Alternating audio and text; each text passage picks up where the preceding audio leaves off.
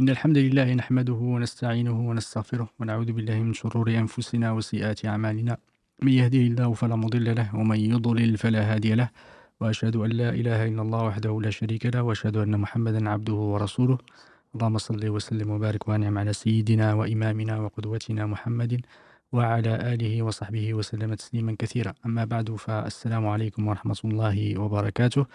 Bienvenue dans ce nouvel épisode de cette série que nous consacrons à l'histoire de la jurisprudence.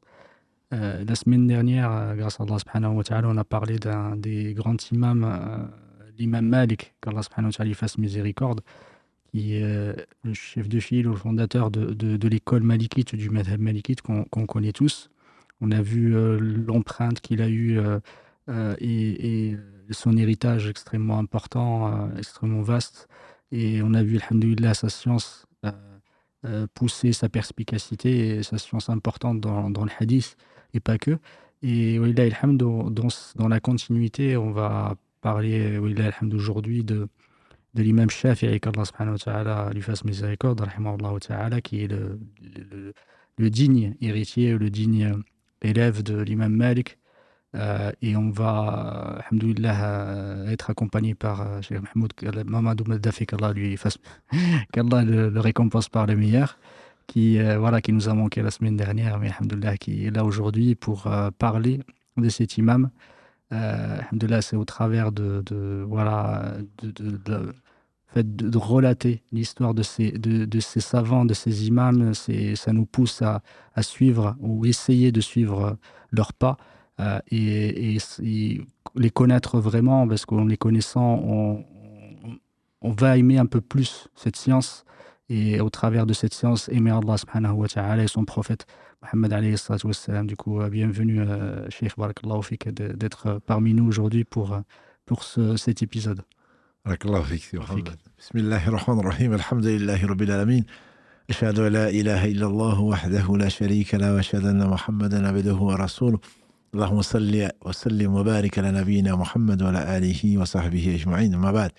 Donc le plaisir est pour moi de retrouver donc nos auditeurs du samedi, et même si alhamdoulilah, j'ai suivi, comme disait Mohamed, j'ai suivi quand même l'émission et en direct même le samedi dernier, donc j'étais présent, et alhamdoulilah d'avoir parlé de ce grand homme donc fut l'imam Malik, Allah lui fasse miséricorde, qui a mis, comme tu as dit, qui est une étoile donc dans le domaine de fiqh, et pas que de fiqh, parce que dans le domaine également du hadith, comme tu l'as si bien relaté la semaine dernière. Donc l'imam Mohammed ibn Idris Shafi'i, qu'Allah lui fasse miséricorde, effectivement est un digne, pas descendant, mais c'est un digne héritier, mais qui dit héritier dit également, donc il a su puiser, grâce à Allah subhanahu wa ta'ala, la quintessence même donc de ce qu'il a appris de l'imam Malik et d'autres.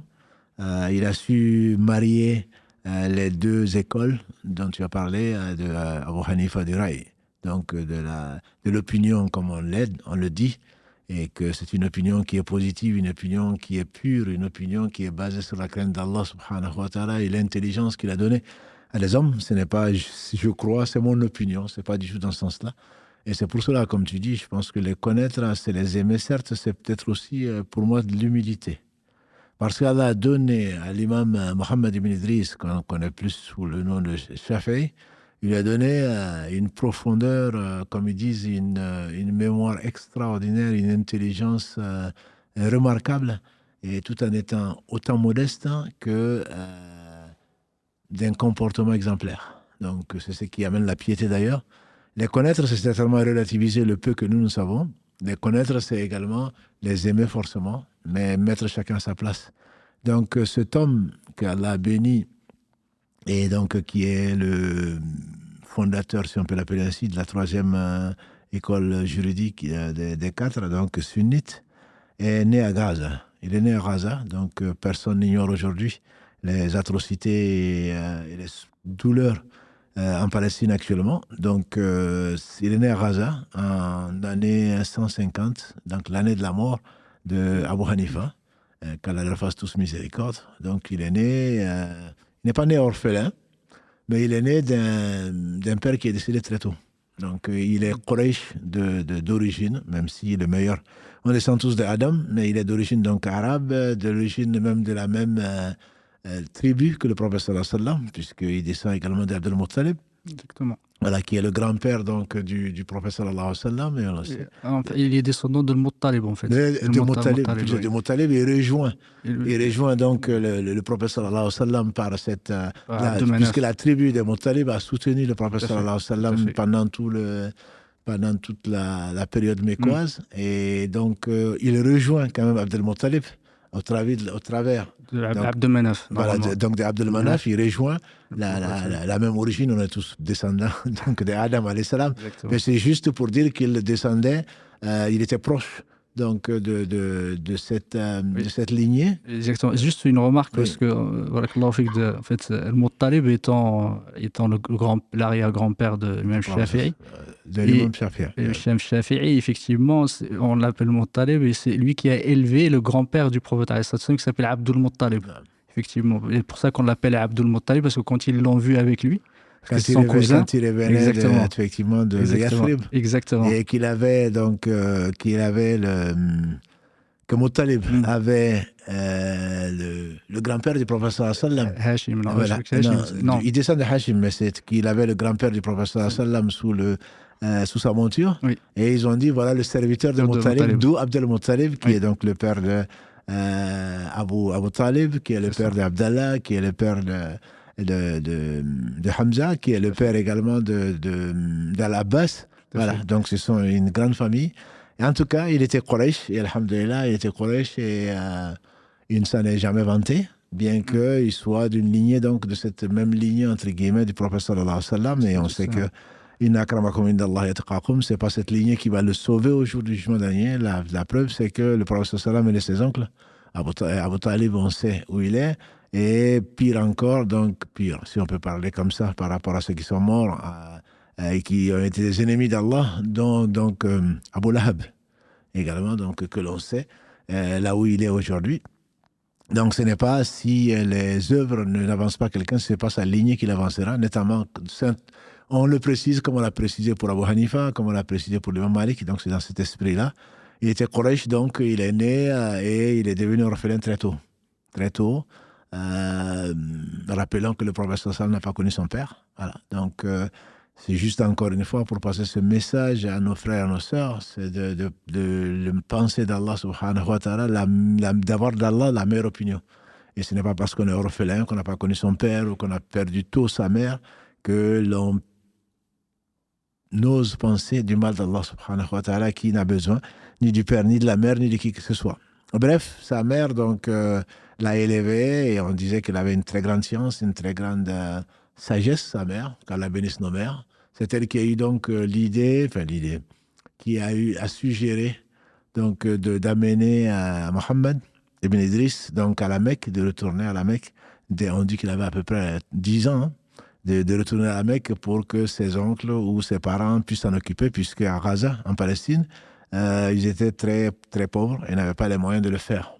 Et donc, alhamdulillah, Allah subhanahu wa ta'ala donc, a ramené cet homme donc, à la Mecque, où il a commencé à apprendre et très très tôt, comme on le verra, Inch'Allah, Allah lui a donné ce qu'il n'a donné qu'à très peu de gens. Donc il avait une grande intelligence. On dit même qu'il a fini d'apprendre le Coran à 10 ans, certains le disent. 7 ans et le Muwatta à 10 ans.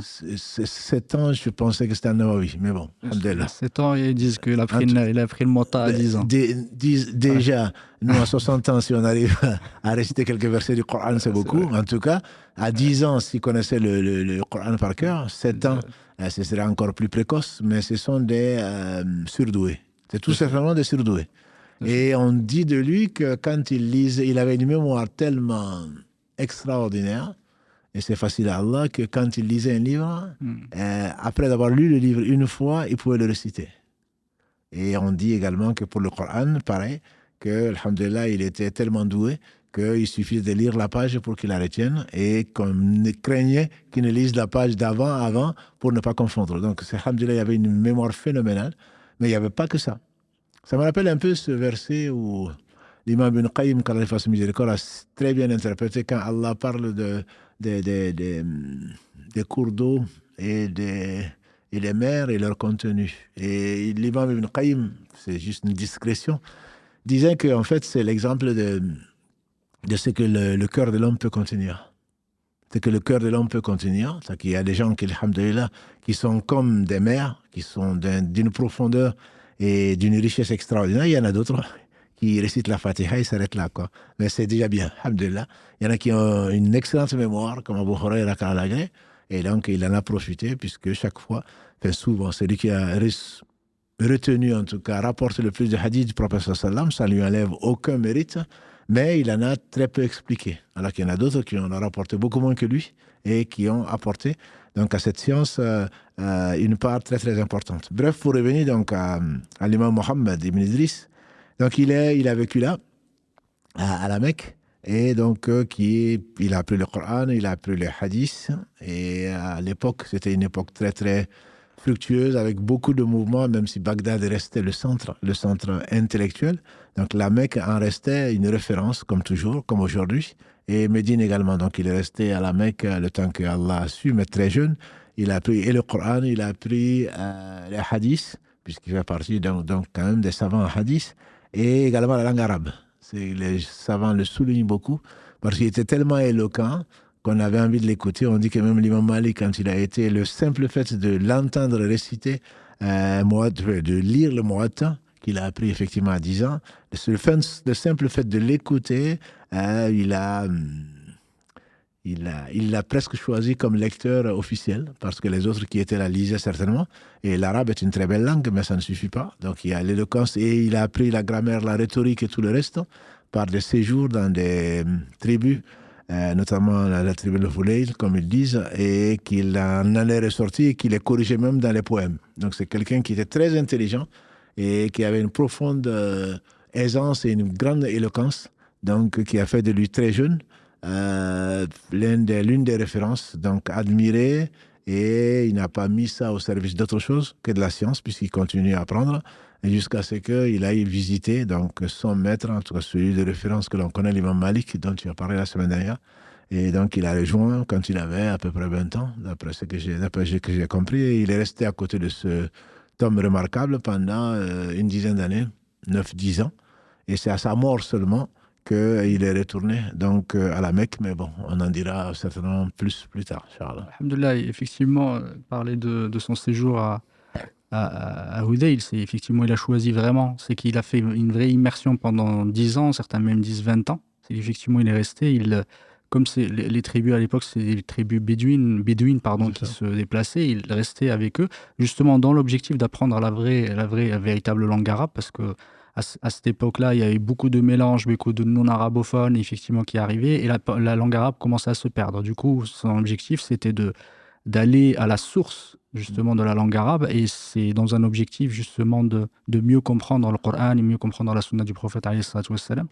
Et quand on parle, justement, de cette époque à la Mecque, il était, malgré, effectivement, sa lignée, prophète, qui rejoint le prophète alayhi salatu wassalam, il était extrêmement pauvre. Sa mère était très très pauvre, et il disait qu'effectivement pour apprendre la science, il n'avait pas de quoi acheter le papier, et il écrivait sur ce qu'il trouvait, parfois sur des os, sur des peaux, etc. Tout ce qu'il trouvait pour écrire, il en a rempli chez lui à la maison, effectivement, parce que voilà, avoir du papier, c'était très très cher.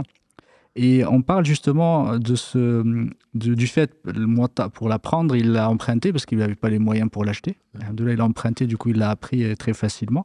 Et quand on parlait du Coran, on raconte effectivement qu'il a appris le Coran, il n'avait pas d'argent pour donner effectivement au professeur. Il disait qu'il était là à côté et écoutait. En fait, il a appris le Coran juste en écoutant. Et après, en fait, c'est lui qui donnait des cours en fait aux enfants. Et la personne, effectivement, le professeur lui a dit: je ne peux pas te demander de l'argent parce que de toute façon tu as appris tout seul, je ne t'ai rien appris. Et là, du coup, comme tu disais, barakallahu fik, c'est bien, il avait une mémoire machallah extraordinaire et une perspicacité. Il était très intelligent et il s'intéressait aussi il disait qu'il était très très doué dans le tir à l'arc, effectivement, et il ne ratait pas sa cible. C'est 10, il avait 10 sur 10, exactement. Et le fait qu'il s'intéresse au fiqh, certains racontent qu'une fois, il a entendu une voix de derrière lui qui lui a dit « il faut que tu t'intéresses au fiqh ». C'est plutôt son professeur, a priori, qui lui aurait dit vaut mieux que tu ailles au fiqh parce que ça va être beaucoup plus intéressant pour toi et beaucoup plus méritoire que de t'intéresser effectivement au tir à l'arc. Exactement. Et en parlant de ça, il était très très jeune quand il a commencé à faire l'ifta. C'est son maître, Muslim ibn Khalid Zinji, qui était son maître à la Mecque, qui lui a autorisé en fait de faire l'ifta à 15 ans, certains disaient à 19 ans. Et je voulais juste ce moment-là, effectivement, où il a décidé, parce que la célébrité de l'imam Malik était extrêmement grande et les gens ont commencé effectivement à en parler partout. Et c'est là où il est parti rechercher la science. Il a appris le Muwatta, il est parti voir l'imam Malik. Avant de partir voir l'imam Malik, je sais pas cette histoire, si tu as eu l'occasion de la lire, elle montre en fait quel était le rang des ulama. Et surtout leur posture. C'était des gens extrêmement respectables et majestueux. Et il disait qu'il était parti demander au gouverneur je ne sais pas si tu l'avais lu, demander au gouverneur de la Mecque de lui écrire une recommandation. Une recommandation auprès du gouverneur de Médine.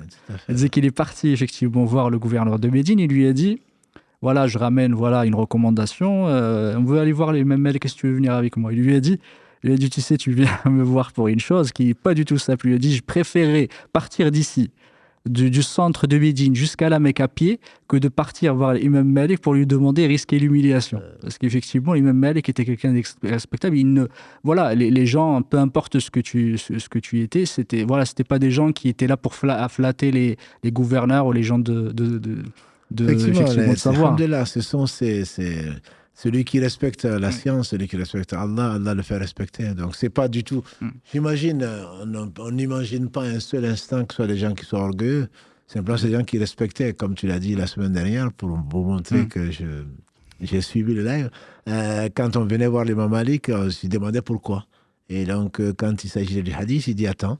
Donc, il rentre chez lui, et il fait le ghusl, donc la grande ablution, il met ses meilleurs habits, il met le parfum et après il vient s'asseoir parce que c'est sérieux. Ça vient du prophète sallam, donc il respectait la science et connaissant l'importance de la science, parce que c'est elle qui fait la vie. Et donc c'est des gens qui respectaient parce qu'ils respectaient Allah, ils respectaient sa religion. Allah a voulu que les gens le respectent. Donc il avait un très très grand charisme, l'imam Malik, au point que les gouverneurs avaient peur de lui. Effectivement, exactement. Celui de Médine doit s'en rappeler, devait s'en rappeler en tout cas.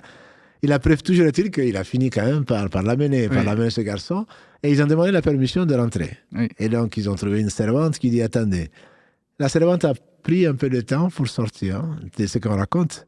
Et quand elle est sortie, ils se sont dit, mais pourquoi tu as mis autant de temps? Il a dit que l'imam Malik dit au gars, on dit c'est le gouverneur qui appelle l'imam Malik.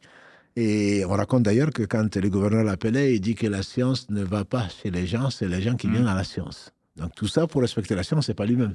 Donc la servante leur dit, et l'imam Malik vous fait dire au gouverneur que si c'est une affaire, c'est une question personnelle, qu'il l'écrive et il aura la réponse.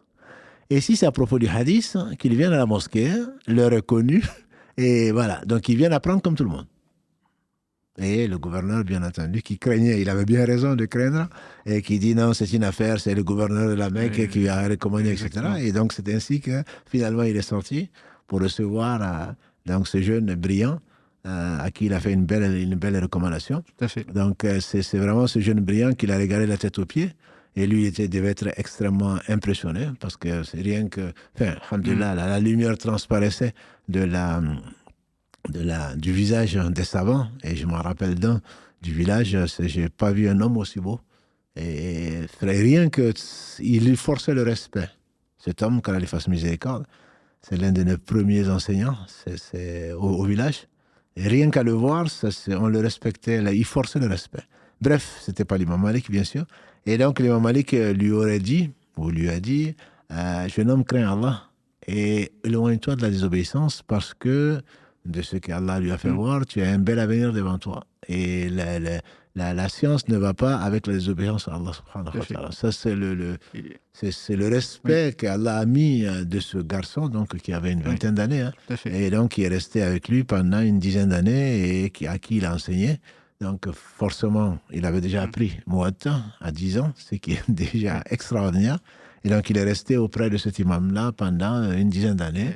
Et très certainement avec la rigueur qu'on lui connaît, et avec la probité et l'intégrité qu'on lui connaît. D'ailleurs, pour la petite histoire, l'imam Malik l'a pris en charge. Toute sa vie, jusqu'à ce qu'il meure, il a pris en charge comme il a pris d'autres étudiants. On a déjà vu d'ailleurs avec Abu Hanifa, qui lui était très très riche, on en a parlé. Allah seul est le riche, et qui prenait ses étudiants en charge. Et donc, qui les aimait beaucoup, donc qui les rapprochait.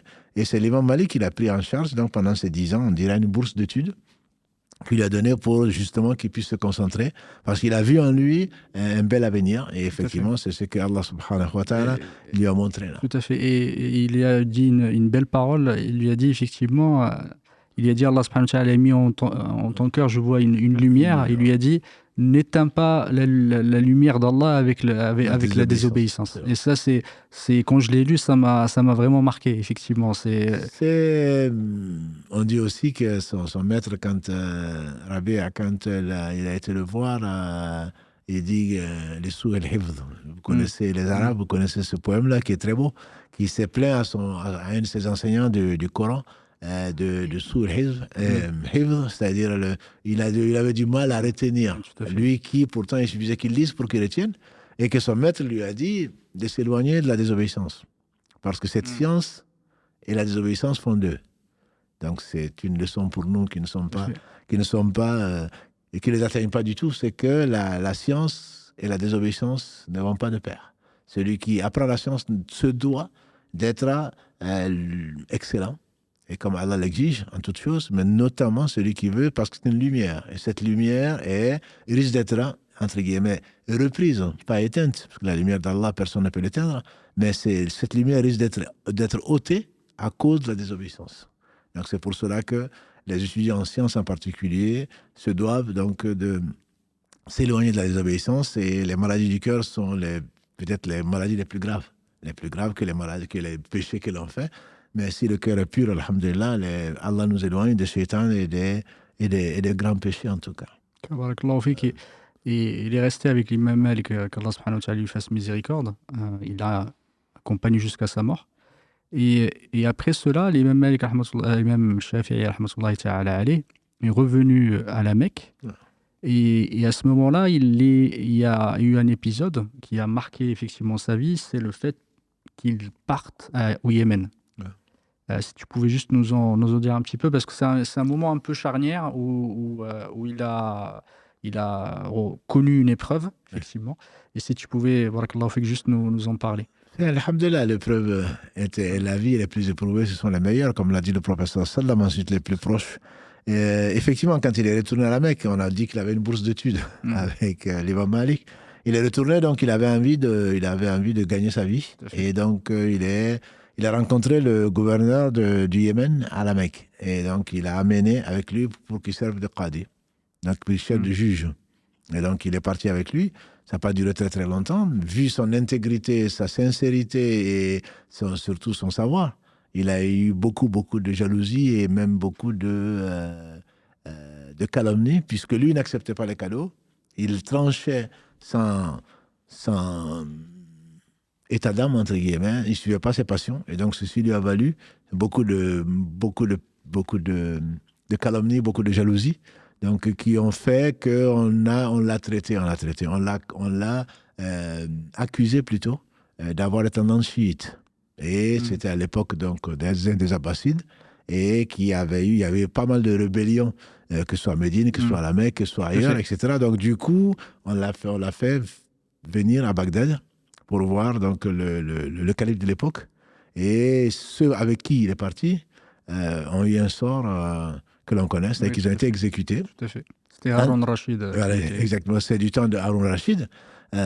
Et donc lui, il a eu Allah subhanahu wa ta'ala l'a protégé, et il a eu cette occasion, ça me permet de mentionner donc l'imam Shaybani dont on a beaucoup parlé. Donc, Mohammed ibn Hassan al-Shaybani, et donc qui est l'un des deux grands élèves d'Abu Hanifa, qu'il a rencontré d'ailleurs à Médine. Tout à fait. Qu'il a rencontré à Médine, et donc c'était pas Alhamdulillah, il a appris de lui, mais c'est après qu'il a appris surtout de lui, après son épreuve. Toujours est-il que donc, l'imam, plutôt le calife Harun Rashid, lui a demandé l'avis donc, de Shaybani, qui l'a défendu et qui dit qu'il le connaît, qu'il l'a rencontré, et que c'est quelqu'un d'intègre, qui n'a aucune tendance chiite, etc. Et finalement, donc, Harun Rashid l'a libéré sans qu'il reçoive le sort donc, de ses compagnons.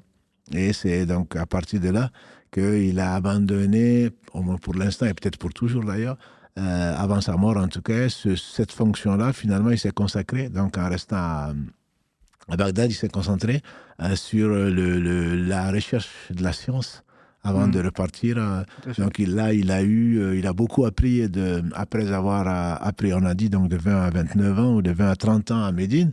Ce qu'on appelle la tradition, mais ce n'est pas dans le mauvais sens du terme, dans les hadiths, la science des hommes, les différentes versions, etc. Là, il a été à Bagdad, il a eu cette occasion de se confronter et d'apprendre auprès donc, du cheikh. Tout à fait. Et juste une smahli, par rapport à cet épisode-là, effectivement, ça marque effectivement ce tournant, mais surtout on comprend, si on a une leçon à en tirer, c'est que les épreuves sont toujours là pour une raison particulière. C'est Allah subhanahu wa ta'ala, et quand tu en as si bien effectivement mis le doigt là-dessus, c'est que le fait qu'il soit qadi, il y en a beaucoup qui lui ont reproché, de ses maîtres d'ailleurs, effectivement, qui lui ont reproché d'avoir accepté, parce que certains disent qu'il était qadi, certains qui disent qu'il était vraiment un gouverneur sur Najran, c'est qu'il était, il avait été fonctionnaire. Et effectivement, et beaucoup lui ont reproché ça, et il disait certains, Wallahu a'lam, peut-être qu'il y a une sagesse, c'est que cette épreuve lui a permis justement de changer justement de ces métiers-là et de se consacrer complètement à la science et à l'adoration d'Allah subhanahu wa ta'ala. Effectivement, c'est bon, quelque chose malheureusement. Oui, c'est ça, vrai qu'il est exactement. passé, on passe jamais à côté de la mort. Mais vraiment, c'est pas qu'il a risqué sa vie, il a été éprouvé. Et il y en a qui craignent pas Allah, ils l'ont accusé de tous les noms par jalousie. Et ça existe, même si les gens ne l'imaginent pas, surtout chez les savants, entre les gouverneurs et le reste, parce que plus on en a, moins on est satisfait, plus on en cherche. Donc Allah a donné les choses à qui il veut. Et c'est comme si on accusait Allah d'injustice que de jalouser, d'envier ce qu'il a donné à d'autres. Or lui, il a très vite, alhamdoulilah, grâce à Allah, la lumière qu'il avait dans son cœur s'est manifestée par la justice et la recherche de la justice et de la vérité. Les deux allaient de pair, de telle façon qu'il ne transigeait pas, même si ce n'était pas l'avis ce qui arrangeait le gouverneur ou qui que ce soit. Et comme tu dis, ses maîtres, en tout cas ceux qui étaient au-dessus, ses supérieurs hiérarchiques, d'un point de vue fonctionnariat, n'ont rien pu lui opposer que donc de l'envie, de la calomnie. Effectivement, ça c'est bon. Il faudrait que chacun d'entre nous le sache. C'est pas parce qu'on travaille mal ou autre chose qu'on est jalousé. Ce sont des lois qu'Allah subhanahu wa ta'ala a voulu donc, pour éprouver les uns et les autres. Et grâce à Allah, au travers de sa patience, Allah l'a quand même sauvé, puisqu'il y a eu des témoins, dont celui-là qui était donc respecté. Je rappelle qu'il y a 15 jours, quand on a parlé de Mohammed bin Hassan, que pendant 4 siècles à Bagdad et ailleurs, c'était l'école Hanafi, donc qui était enseignée dans l'État. Et on a dit d'ailleurs, c'est l'une des raisons pour lesquelles ça s'est beaucoup répandu. Et donc, c'était quelqu'un de respecté et écouté par le calife. Et c'est par là que Allah a rétabli la vérité. C'est ce qui a sauvé donc le jeune Shafi'i, Qadi. Et donc, depuis, effectivement, il a pris, entre autres leçons, de se consacrer à la science, pas parce qu'il cherchait une autorité quelconque, parce que les deux sont difficiles à faire. Et il a connu le milieu. Et il a su que, il n'y a qu'Allah subhanahu wa ta'ala qui peut sauver. Et Allah lui a donné cette deuxième occasion et il n'a pas raté. Alhamdulillah, il a appris, comme lui-même on le fait raconter, il a pris tout ce qu'il pouvait prendre donc, de ce cheikh, donc Shaybani. On dit qu'il a pris de lui ce qui pouvait charger un chameau, quoi. Donc, à l'époque de ses écrits, c'était un des élèves brillants, un des deux élèves brillants, les plus brillants, donc de l'imam Abu Hanifa. Donc, il a beaucoup appris ça et qu'il a rajouté donc, à ce qu'il avait appris avec l'imam Malik et certainement avec d'autres. Barakallahu fik. À ce moment-là, effectivement, le moment où il arrive à Bagdad, et c'est à ce moment-là qu'il a réconcilié, comme tu as dit, les deux écoles. C'est qu'en fait, il a au départ, en fait, un moment où il était à Bagdad, et d'ailleurs, l'imam Ahmed, qu'Allah lui fasse miséricorde, en a parlé aussi, c'est qu'on avait deux camps qui, parfois, il y avait une très très grande rivalité à ce moment-là entre l'école qu'on appelle l'école de la tradition et et de l'autre côté l'école de Opinion. l'interprétation qui était en Irak. En fait, les gens enfin, les ulama ou les savants de l'école de la tradition, ils s'intéressaient beaucoup à reporter les hadiths, effectivement, s'intéressaient beaucoup à la sunna du prophète, alayhi salatu wassalam, à la parole des hommes. Et dès qu'ils avaient confronté effectivement à des questions, à des polémiques, ils se retrouvaient en difficulté. Ils étaient mis très très vite en difficulté parce qu'ils allaient. En revanche, de l'autre côté, les autres, ils étaient très très forts dans la polémique et très forts en fait dans l'interprétation, dans le ra'i, dans le raisonnement. En revanche, ils ne connaissaient pas, ils n'avaient pas un degré extrêmement élevé en termes de tradition et de hadith, etc. Et lui, il est arrivé justement pour réconcilier ces deux méthodes. Et ça fait partie d'une des caractéristiques de l'imam Shafi'i, qu'Allah lui fasse miséricorde. Il était au milieu des deux et c'est lui qui a mis un peu l'équilibre entre ces deux approches. C'est ce qui lui a permis, d'ailleurs, alhamdulillah, d'aller à sa contribution la plus importante et unique, c'était certainement au sol fiqh, parce que c'est dans le sens de le fiqh, il le connaissait, c'est qu'il a enseigné ensuite quand il est revenu de Bagdad, une fois qu'il a appris ce qu'il a appris à la Mecque. Pendant 9 ans, on dit qu'il est resté, c'est là où il a rencontré d'ailleurs l'imam Ahmad, ou l'imam Ahmad plutôt l'a rencontré, et il n'était pas le seul, avec Yahya ibn Ma'in et d'autres qui ne sont pas ses élèves, mais qui ont beaucoup profité du pèlerinage, donc il était revenu et avec ces deux bagages-là, quand il pouvait, comme tu l'as, on dit à 14 ans, 15 ans, en tout cas à 20 ans, déjà, Muslim ibn Khalid, son maître lui aurait permis de donner des fatwas. Mais il a refusé de le faire. Nous, on aurait un diplôme où c'est quel cheikh qui t'a recommandé, ça y est, c'est fini, on se permettrait de se prendre pour un savant. Non, il a approfondi pendant 10 ans, alhamdulillah, auprès d'Imam Malik, et ensuite, Allah l'a éprouvé. À Bagdad, il a appris pendant quelques années donc auprès de ce cheikh Sheibani. Et il revient maintenant à la Mecque en étant une référence et il enseignait, effectivement, il a pu marier. Donc, ces deux façons de penser, bien sûr, elles sont islamiques, sont toutes basées sur le Coran et la Sunna, comme on le verra, Inch'Allah, et on en a parlé pour Abu Hanifa la semaine dernière sur la tradition avec l'imam Malik. Donc, il a pu concilier ça et il avait, bien entendu, des gens qui venaient de partout pour vraiment prendre le fiqh, donc la compréhension, la législation islamique auprès de lui. Et il avait des cercles comme ceci avait été relaté. Il enseignait autant le Coran, qu'on a dit qu'il a appris à 7 ans ou à 10 ans, que le hadith qu'il maîtrisait très bien, et en même temps que la langue arabe. Et donc il a concilié tout ça pour... on dit que c'est la partie la plus difficile, c'est de pouvoir concilier ce qui est apparemment contradictoire. Donc, il puisait dans les deux sources, il ne négligeait pas une source par rapport à l'autre, bien que la source, comme chez tous les savants, c'est le Coran et la Sunna. Dans son cas, c'était le Coran et la Sunna. Et ensuite, on verra, Inch'Allah, quelles sont les autres sources. Mais il le maîtrisait si bien qu'il il a défendu également, contrairement à ce qu'on peut penser, parce qu'on pense que plus on est intelligent, entre guillemets, ils n'ont jamais été dans l'ilm kalam. Bien qu'il savait la philosophie, la discussion, la rhétorique et je ne sais quoi d'autre, il était très éloquent et personne n'osait s'affronter à lui puisqu'il avait des connaissances solides. Simplement, tous décourageaient les gens de prendre cette voie-là. Et donc, ce qu'il connaissait, il l'enseignait et les gens venaient, comme on le dit à la Mecque, soit pour apprendre le Coran, soit pour apprendre le hadith auprès de lui, soit pour apprendre la langue arabe. Et celui qui ne connaît pas, soit pour le fiqh, ça fait 3 bonnes raisons de venir, ou alors ne serait-ce que pour participer à ce cercle où il se mettait donc à discuter, à réfuter avec bien entendu des preuves, et les gens qui s'attaquaient à la sunna en particulier. Bon, ça peut-être qu'on y reviendra. C'est pour cela qu'on l'appelle, enfin, il est connu aussi sous le nom de défenseur de la sunna. Tout à fait. Parce qu'il faut pas, les gens, on parle de l'imam Ahmad, dont on parlera Inch'Allah la semaine prochaine, comme l'imam de la sunna, mais je veux dire, il a appris auprès de Shafi'i et puis auprès d'autres, et tous ont été défenseurs de la sunna, notamment en défense, en contre-attaque, entre guillemets, par des gens qui étaient là en train de s'attaquer de façon, pas directe, mais de façon biaisée à la sunna, pas en la mettant directement en cause, parce qu'ils ne seraient pas musulmans, mais en relativisant leur poids et en affaiblissant un certain nombre d'arguments.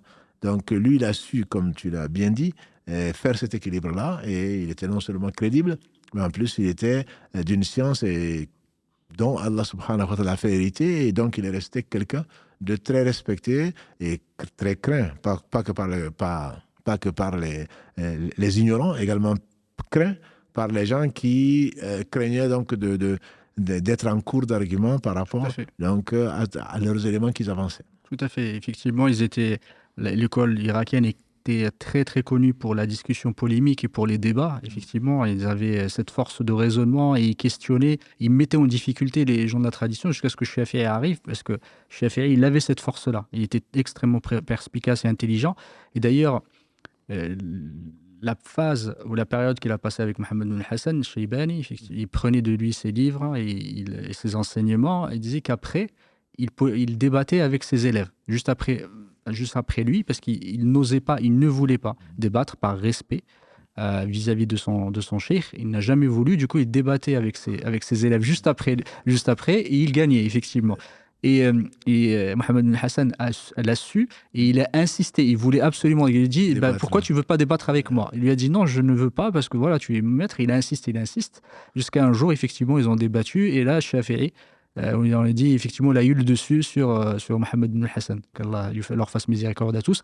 Mais dans la polémique, effectivement, c'est Barakallahu fik, tu l'as si bien dit. C'est pas quand il faisait un débat, une polémique, c'est pas forcément pour gagner, c'est pas forcément pour flatter son ego, c'est pour faire éclater la vérité. Tout à fait. D'ailleurs, on prend de lui, il y a des paroles qui sont restées de lui, telles que le fait « je n'ai jamais débattu avec quelqu'un si ce n'est pas pour faire apparaître la vérité ». Je n'ai jamais débattu avec quelqu'un dans l'esprit ou dans l'intention de gagner.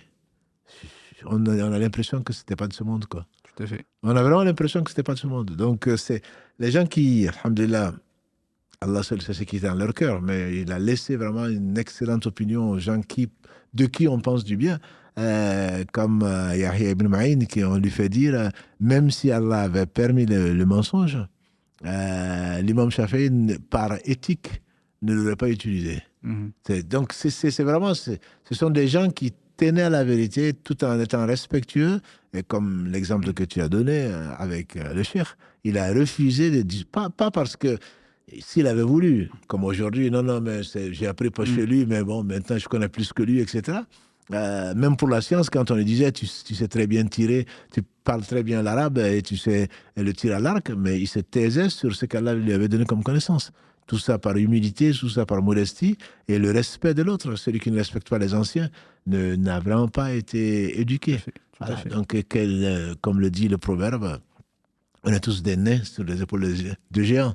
Je veux dire, s'ils n'avaient pas appris auprès d'eux, Allah seul sait ce qui serait passé, mais il leur doit.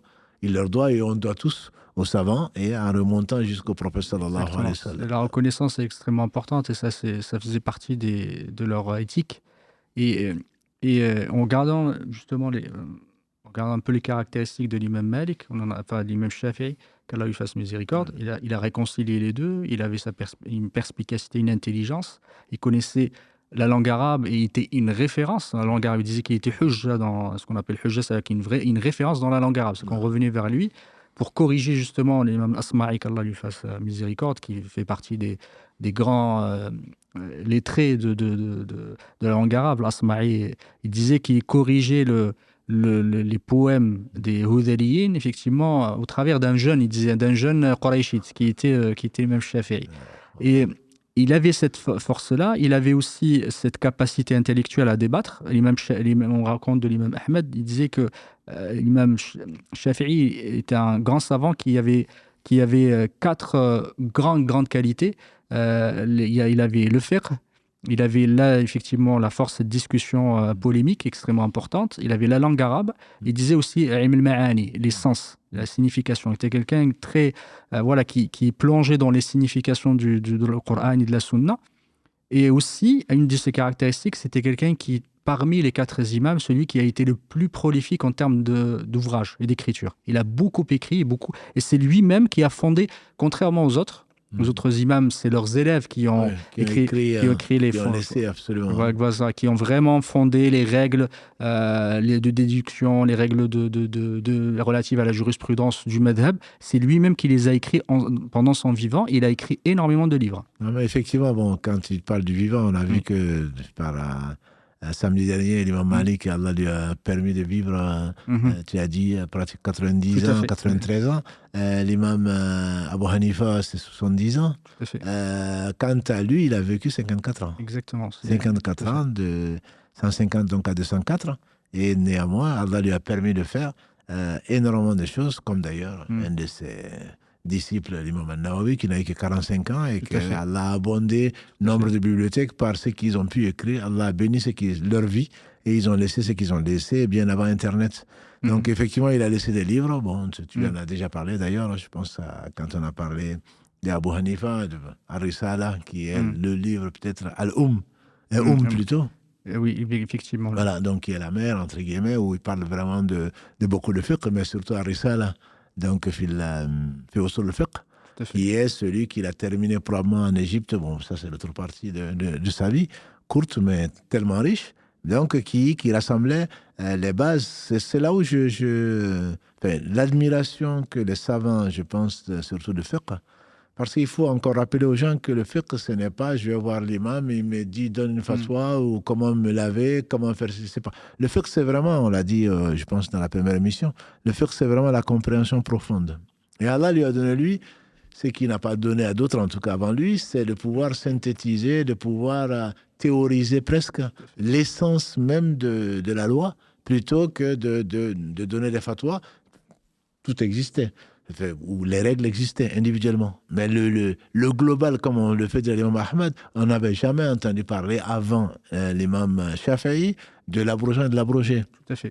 Par exemple, bon, il n'en revenait pas d'où ça vient cette science, mais il n'a pas inventé, bien entendu. Ce sont des sciences c'était des choses qui existaient, mais il les a rassemblées pour en tirer des règles, d'où donc son livre donc, sur le fondement de fiqh.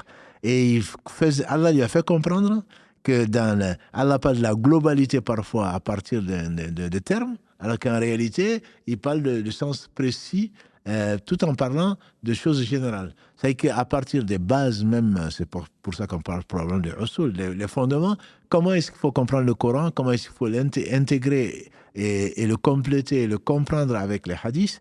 Et donc, c'est lui qui a fondé cette science. Il n'a pas inventé, encore une fois, c'est pas une bid'a, il n'a pas inventé, mais il a rassemblé et allé en profondeur dans l'esprit même de la loi. Et ça, c'est ce que tu as écrit d'ailleurs donc, comme introduction. C'est quelque chose qui est extrêmement important, c'est le fait de voir l'esprit de la chose quand nous cherchons souvent. Donc la lettre, ça c'est interdit, ça c'est interdit. Mais pourquoi? Quand Allah parle de ceci et cela, et pourquoi? Et donc des exemples donc dans ce raisonnement-là, si on prend un seul exemple, le verset 172 de la sourate Al-Imran, où Allah subhanahu wa ta'ala dit alladhina qala lahumun nas inna an-nasa qad jama'u lakum fakhshawhum, les gens à qui les gens sont venus dire que les gens se sont rassemblés contre eux, craignez-les. Contre vous, craignez-les. En réalité, ici, inna an-nasa, et comme il a expliqué, comme les savants l'expliquent, ce n'est pas les gens sont venus leur dire. En fait, c'est une seule personne. Mais Allah a étudié ça. Des gens sont venus. Ces gens-là, il les a pas précisés. Et donc, ce n'est pas parce que littéralement, tu vois du pluriel, entre guillemets, que ce que Allah veut dire, c'est du pluriel. C'est l'esprit, l'information qui est apportée veut dire que c'est une information qui émane peut-être de certaines personnes, mais ce n'est pas forcément parce que ces personnes ont apporté, se sont regroupées pour envoyer un délégué, ou ces personnes sont nombreuses, etc. Donc, ça, c'est une compréhension, je dirais, c'est une lumière. C'est une lumière comme toute science, mais là, c'est vraiment une lumière qu'Allah met dans le cœur pour comprendre l'essence même de l'islam, l'essence des versets, et que Allah va détailler ensuite au travers donc, de beaucoup de hadiths. Et encore une fois, c'est l'une des références en matière de hadith, même si ce n'est pas le plus connu, et qu'il a utilisé, qu'il a beaucoup défendu, comme on l'a dit, contre les Mu'tazila en particulier, donc du temps de Ma'moun, et qui les a beaucoup encouragés, et en défendant, puisque entre autres, il a défendu le statut du hadith ahad. Tout à fait. J'insiste dessus parce que ceux qui prétendent croire à la sunna disent qu'il faut que le hadith soit mutawatir. Il faudrait que ce soit beaucoup de compagnons qui l'aient rapporté à beaucoup d'épigones, de jeunes générations, etc., etc. Or, comme on le sait, la plupart des hadiths sont ahad, c'est-à-dire c'est moins de 3 qui l'ont rapporté. Et comme les savants disent également dans l'islam, et pour tout contrat, souvent tu nous en parles, barakallahu fik, pour tout contrat, y compris le contrat de mariage, Allah subhanahu wa ta'ala exige qu'il y ait 2 témoins. Donc, pourquoi on ne prendrait pas des hadiths de personnes fiables, bien entendu, de témoins qui sont dignes de confiance, s'ils sont au moins au nombre de 2. Et donc, il a souvent défendu ça quand des gens voulaient rejeter la sunna pour ne prendre que, pour eux, ce qu'on appelle les rationalistes en particulier, pour eux, la raison l'emporte sur un témoignage de gens qui sont fiables. Et donc, il a beaucoup défendu les hadiths, notamment les hadiths ahad, et c'est sur cela, entre autres, qu'il se basait. Il les ramenait souvent pour expliquer le Coran et pour en tirer des lois. Barakallahu fik, et ça fait partie justement des caractéristiques, et ça, l'imam Ahmed l'a hérité de son maître qu'il respectait énormément. Il l'aimait beaucoup, l'imam Ahmed. Ouais, Il s'est beaucoup inspiré de lui. Quand on lit, effectivement, il l'admirait. Il l'admirait. Il disait qu'il faisait des du'as après chaque prière. Il disait qu'Allah me pardonne à mon père et qu'il pardonne à Mohamed bin Idriss. À chaque fois, après chaque prière. L'imam Ahmed, on lui fait dire que le hadith, il est connu, à chaque début de siècle, Allah envoie un réformateur pour cette communauté. Et il dit, il y a eu, donc, c'est pas un imam, mais c'est un calife, mais c'est aussi un imam à qui les musulmans doivent beaucoup. Donc, c'est Omar ibn Abdelaziz. Il dit qu'il y a eu Omar ibn Abdelaziz, et j'espère que dans notre siècle, c'est Mohammed ibn Idriss. Moi, j'aurais dit, j'espère que c'est moi. Non.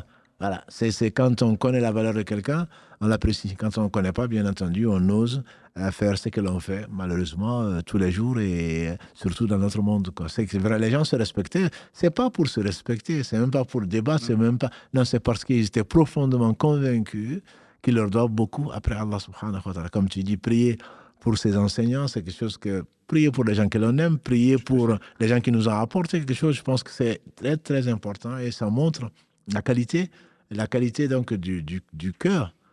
Comme l'a dit le prophète sallam, celui qui ne remercie pas les gens ne remercie pas Allah. À partir de ce moment-là, après père et mère, il y a certainement les enseignants par qui Allah nous a apporté ce qu'il nous a apporté, et par quoi, Inch'Allah, il nous préservera donc d'une vie malheureuse ici-bas pour nous accorder une vie de félicité dans l'au-delà. Donc il n'y a pas mieux. Il n'y a pas mieux. Si on doit aimer vraiment des gens, c'est les gens qui nous ont aimés, qui nous ont enseigné, qui nous ont transmis, et par qui Allah subhanahu wa ta'ala nous a mis sur la bonne voie. On le prie de nous rappeler sur cette même bonne voie. Je vois que le temps file. Et j'aimerais juste qu'on aborde le fiqh de l'imam Shafi'i, juste ses fondements, sur quoi il se basait. Tu en as parlé effectivement sur certains aspects. Si tu pouvais nous dire, voilà, quels sont les fondements de sa jurisprudence.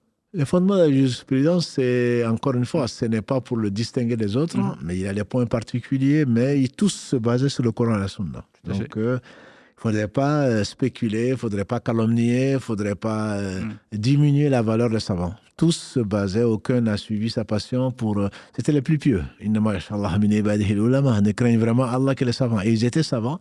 C'est l'unanimité de la communauté, des savants en tout cas, qui l'exige. Donc, l'imam Shafi'i n'est pas une bid'a, n'est pas une innovation dans ce sens-là. Et il se basait sur le Coran, qu'il connaissait par cœur, on a dit à 7 ans ou 10 ans. Et il s'est basé sur le hadith qu'il connaissait et qu'il a appris avant Médine, mais surtout qu'il a appris auprès de l'imam Malik et ensuite auprès d'autres. Donc, mais l'une des différences, on dit, entre l'imam Shafi'i et les autres, c'est qu'il ne mettait pas le hadith en deuxième. Il disait le Coran et le hadith. Tout à fait. Voilà, là aussi, ça, contrairement aux coranistes, Kalanungid, c'est justement le fait de ne pas faire de distinction entre les deux sont de la révélation. Tu ne peux pas comprendre le Coran sans comprendre le hadith. Donc on ne peut pas accepter de quelqu'un d'extraire des lois, donc a fortiori, en se basant sur le Coran. Parce qu'il ne peut pas il ne peut pas comprendre le Coran sans comprendre le hadith. On peut, bien sûr, il ne se basait que sur le hadith qui était authentique. Donc il y a des règles. On en a déjà parlé, tu en as surtout déjà parlé. au mois de juin. Il y a des règles qu'il faut respecter. Les savants sont là pour nous les enseigner. On ne prend pas n'importe qui. Et celui qui s'amuse à parler du prophète sallam sans science, à mentir sur lui, sa place est réservée à l'enfer. Donc, ils ont beaucoup travaillé, après Bukhari et Muslim et le reste, mais ils ont beaucoup travaillé à l'authentification des hadiths. Une fois que le hadith est authentique, il vient nécessairement, puisque la source vient d'Allah, il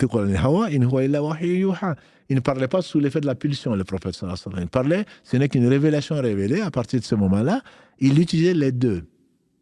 Pas l'un des deux, il utilisait le Coran, il utilisait les hadiths en même temps pour... Donc ça, c'est les deux premières sources qui est en même temps une seule et même source pour lui. Qu'Allah lui fasse miséricorde, dans ce cas, tous les savants. Ensuite, il prenait ce qu'on peut appeler l'unanimité des compagnons, si on peut l'appeler ainsi. Quand les compagnons avaient des avis, bien entendu, les compagnons ne pouvaient pas avoir d'avis si il y a le Coran et la Sunna. Ah oui, mais il prend l'avis des compagnons. Oui, il prend parce que les compagnons, s'ils ont eu des avis, c'est bien parce qu'ils ont puisé dans le Coran et la Sunna qu'ils n'ont pas trouvé. Voilà. Donc, ils prenaient l'avis des compagnons du prophète sallallahu alayhi wa sallam si cela n'avait pas divergé. Voilà. Si l'avis était unanime, bien entendu, il ne va pas chercher loin. Si l'avis, par contre, il y avait plusieurs avis, si on connaissait plutôt un avis, mais qui n'a pas été contredit par d'autres, il le prenait ensuite. Voilà. S'il a été contredit, à ce moment-là, il prenait, à condition, bien entendu, que ce ne soit pas en opposition, en contradiction avec les deux textes qui sont le Coran et la Sunna. Donc, l'avis des compagnons, par respect, par principe, passait avant l'avis de qui que ce soit. Ils ne cherchaient pas à avoir leur avis personnel sur cela. Alors que nous, je crois que, on a plutôt tendance à dire ça. Un tel a dit ça, oui, mais bon, il y a quand même d'autres avis. Et ils choisissaient toujours, depuis Abu Hanifa jusqu'à lui, et jusqu'à l'imam Ahmad, ils prenaient l'avis des compagnons s'il n'y a pas d'autres, s'ils ne trouvaient pas ce dont ils avaient besoin dans le Coran et la Sunna, et s'il y avait unanimité, le problème ne se posait pas. S'il n'y en avait pas, s'il y avait une contradiction entre des avis différents, ils choisissaient l'avis qui leur paraissait être le plus en accord avec donc, le Coran et la Sunna. C'est l'une des différences avec l'imam Malik dont tu as parlé la semaine dernière, c'est justement la tradition des gens de Médine. Donc lui, il prenait le hadith, d'où tu parles de l'imam Ahmad, dont on parlera la semaine prochaine, Inch'Allah. Il prenait le hadith et il ne mentionnait pas, donc, ou ne privilégiait pas, il n'utilisait pas, au moins en théorie, les justes coutumes de Médine qui conditionneraient un avis par rapport à les hadiths. Donc là, ça, c'est également l'une de ses caractéristiques. Et donc, après ces 3 ou 4 sources, j'ai le qiyas. Donc, comme d'autres, aucun savant, à ma connaissance, ne peut se passer de qiyas. Simplement, il faudrait qu'il soit dosé, qu'il faudrait soit mesuré. Et le qiyas étant, donc, on a dit, le raisonnement donc, analogique, à partir, bien sûr, de ces sources-là. C'était les fondements, entre guillemets, du fiqh de chez l'imam Al-Shafi'i, qu'Allah lui fasse miséricorde. Et en parlant justement, parce qu'il reste, désolé, 52, il reste 8 minutes. On a parlé justement des règles, des fondements de la jurisprudence de l'imam Malik, ces fondations. On dirait qu'effectivement l'imam Shafi'i, alhamdoulilah, et on va dire qu'il n'a pas énormément de différence. En fait, c'est vraiment des subtilités en termes de différence entre les 4 imams. C'est très très subtil. La seule chose justement, enfin en tout cas, il y a un équilibre entre les 2 écoles, celle de Médine et celle de l'Irak. Effectivement, celle de Médine, elle privilégiait la pratique comme tu as dit, barakallahu fik, des Médinois par rapport à Khabar al-Ahad, par rapport à Hadith al-Ahad dont tu as parlé. Effectivement, il faut que dès qu'il y a un Hadith al-Ahad qui était contradictoire avec la pratique de Médine, il privilégiait la pratique de Médine. Et on a vu la semaine dernière que c'était pour des raisons. Ce n'était pas, il disait effectivement la pratique de Médine, c'est parce que pour lui, ce n'était que l'héritage du prophète alayhi salatu wassalam, parce que tous les Médinois le faisaient. Mais on a vu que ce n'était pas, les ulama, ils n'étaient pas d'accord parce qu'il y avait des degrés sur la pratique de Médine, sur la pratique des gens de Médine, et certaines n'étaient pas acceptables par tout le monde, certaines où tout le monde est d'accord, effectivement. Si à l'époque des Sahaba, avant Uthman, si tout le monde le faisait, ça faisait partie du ijma', de toute manière que sur le consensus. C'est dont on a parlé, c'est l'avis des compagnons, un consensus, tout à fait. L'unanimité des compagnons, donc forcément, c'est... Exactement. Et de l'autre côté, l'école de l'Irak qui effectivement privilégier le raisonnement analogique vis-à-vis du hadith de l'Ahad. Effectivement, dès le moment où le hadith l'Ahad il contredisait les principes les principes, les grands principes de la religion à un autre texte, que ce soit dans le Coran, effectivement, ou l'analogie, à ce moment-là, il privilégiait l'analogie ou le raisonnement par rapport au hadith ahad. C'est ça la différence. Et il est venu pour donner, en fait, toutes ces lettres de noblesse, vraiment, enfin, donner au hadith authentique, peu importe le nombre de personnes qui l'ont rapporté, dès le moment où il ne contredit pas, justement, les principes qu'il est authentique, et c'est lui aussi qui a amené quelque chose et qui était extrêmement pertinent là-dessus, c'est comment j'arrive à rassembler concilier les hadiths, effectivement, les hadiths qui étaient d'apparence contradictoire. Il arrivait justement avec cette intelligence et ça, c'était extrêmement poignant. Effectivement, on dit d'ailleurs que on mesure, entre guillemets, le degré des savants. Je parle des savants, je ne parle pas des gens qui sont des perroquets, qui méritent respect, mais les gens vraiment qui ont contribué à la jurisprudence, on le mesure en fonction justement de cette capacité de réconcilier des choses qui peuvent paraître contradictoires. Bon, depuis les compagnons du prophète sallam, celui qui était le plus connu, c'était Ibn Abbas. Il y a une Kalalagré, ainsi que son père. Et là, l'imam Shafi'i était connu justement pour pouvoir concilier des hadiths qui en apparence sont contradictoires. C'est pour cela que l'imam Ahmad disait abrogé, il n'en avait jamais entendu parler. Tout à fait. Effectivement, si tu ne sais pas ça, ne parle pas d'islam, quoi. Ne parle pas d'islam. Tu ne peux pas comprendre. Ah oui, mais je ne comprends pas. Oui, mais qui tu es pour comprendre? Voilà. Parce que tu n'as pas de connaissance, tu ne peux pas comprendre. Tu ne peux pas comprendre. Et donc, l'imam Shafi'i, justement, comme tu l'as dit si bien, c'est l'une des références. Allah lui a donné cette capacité donc, de synthèse. Moi, je pense que c'est extrêmement important. Il y a une capacité de mémorisation. Il n'est peut-être pas le plus grand mémorisateur, bien qu'il en fasse partie. Parce que lire un texte et ensuite un livre, et finir de le lire comme Muwatta, et ensuite le réciter, ce n'est pas donné à tout le monde. Mais en plus de cela, il avait donc ce recul, intellectuellement parlant, de pouvoir donc retirer la quintessence même des versets pour pouvoir l'expliquer par les hadiths, et parce que ce hadith c'était au début ceci, ensuite il a été abrogé, comme ces versets ont été abrogés, etc. Et ça, c'est tout à son mérite. Qu'Allah subhanahu wa ta'ala lui fasse miséricorde. Et Shafi'i, qu'Allah subhanahu wa ta'ala lui fasse miséricorde, il a eu, tu as parlé effectivement, après son séjour à la Mecque, il est revenu à Bagdad, et une des raisons pour lesquelles il est sorti de Bagdad et il est parti en Égypte. Et ça, c'est aussi une des caractéristiques du madhab de Shafi'i, c'est qu'il est passé par deux phases. La phase qu'on appelle la vie de Bagdad, de l'Irak, effectivement, la première école de l'Irak, et ensuite la deuxième école, celle qui a abrogé normalement la première, qui est celle de l'Égypte. Même si les deux sont effectivement, parfois les deux sont mélangés, parfois les deux sont enseignés. Tout à fait. Et disent qu'effectivement, en fait, son avis, il a rapporté de lui, il a dit celui qui rapporte de moi, effectivement, celui qui rapporte de moi l'avis, mon ancien avis, celui que j'avais en Irak. Et à ce moment-là, il a eu deux avis. Et Risala, il l'avait écrit en fait à Bagdad.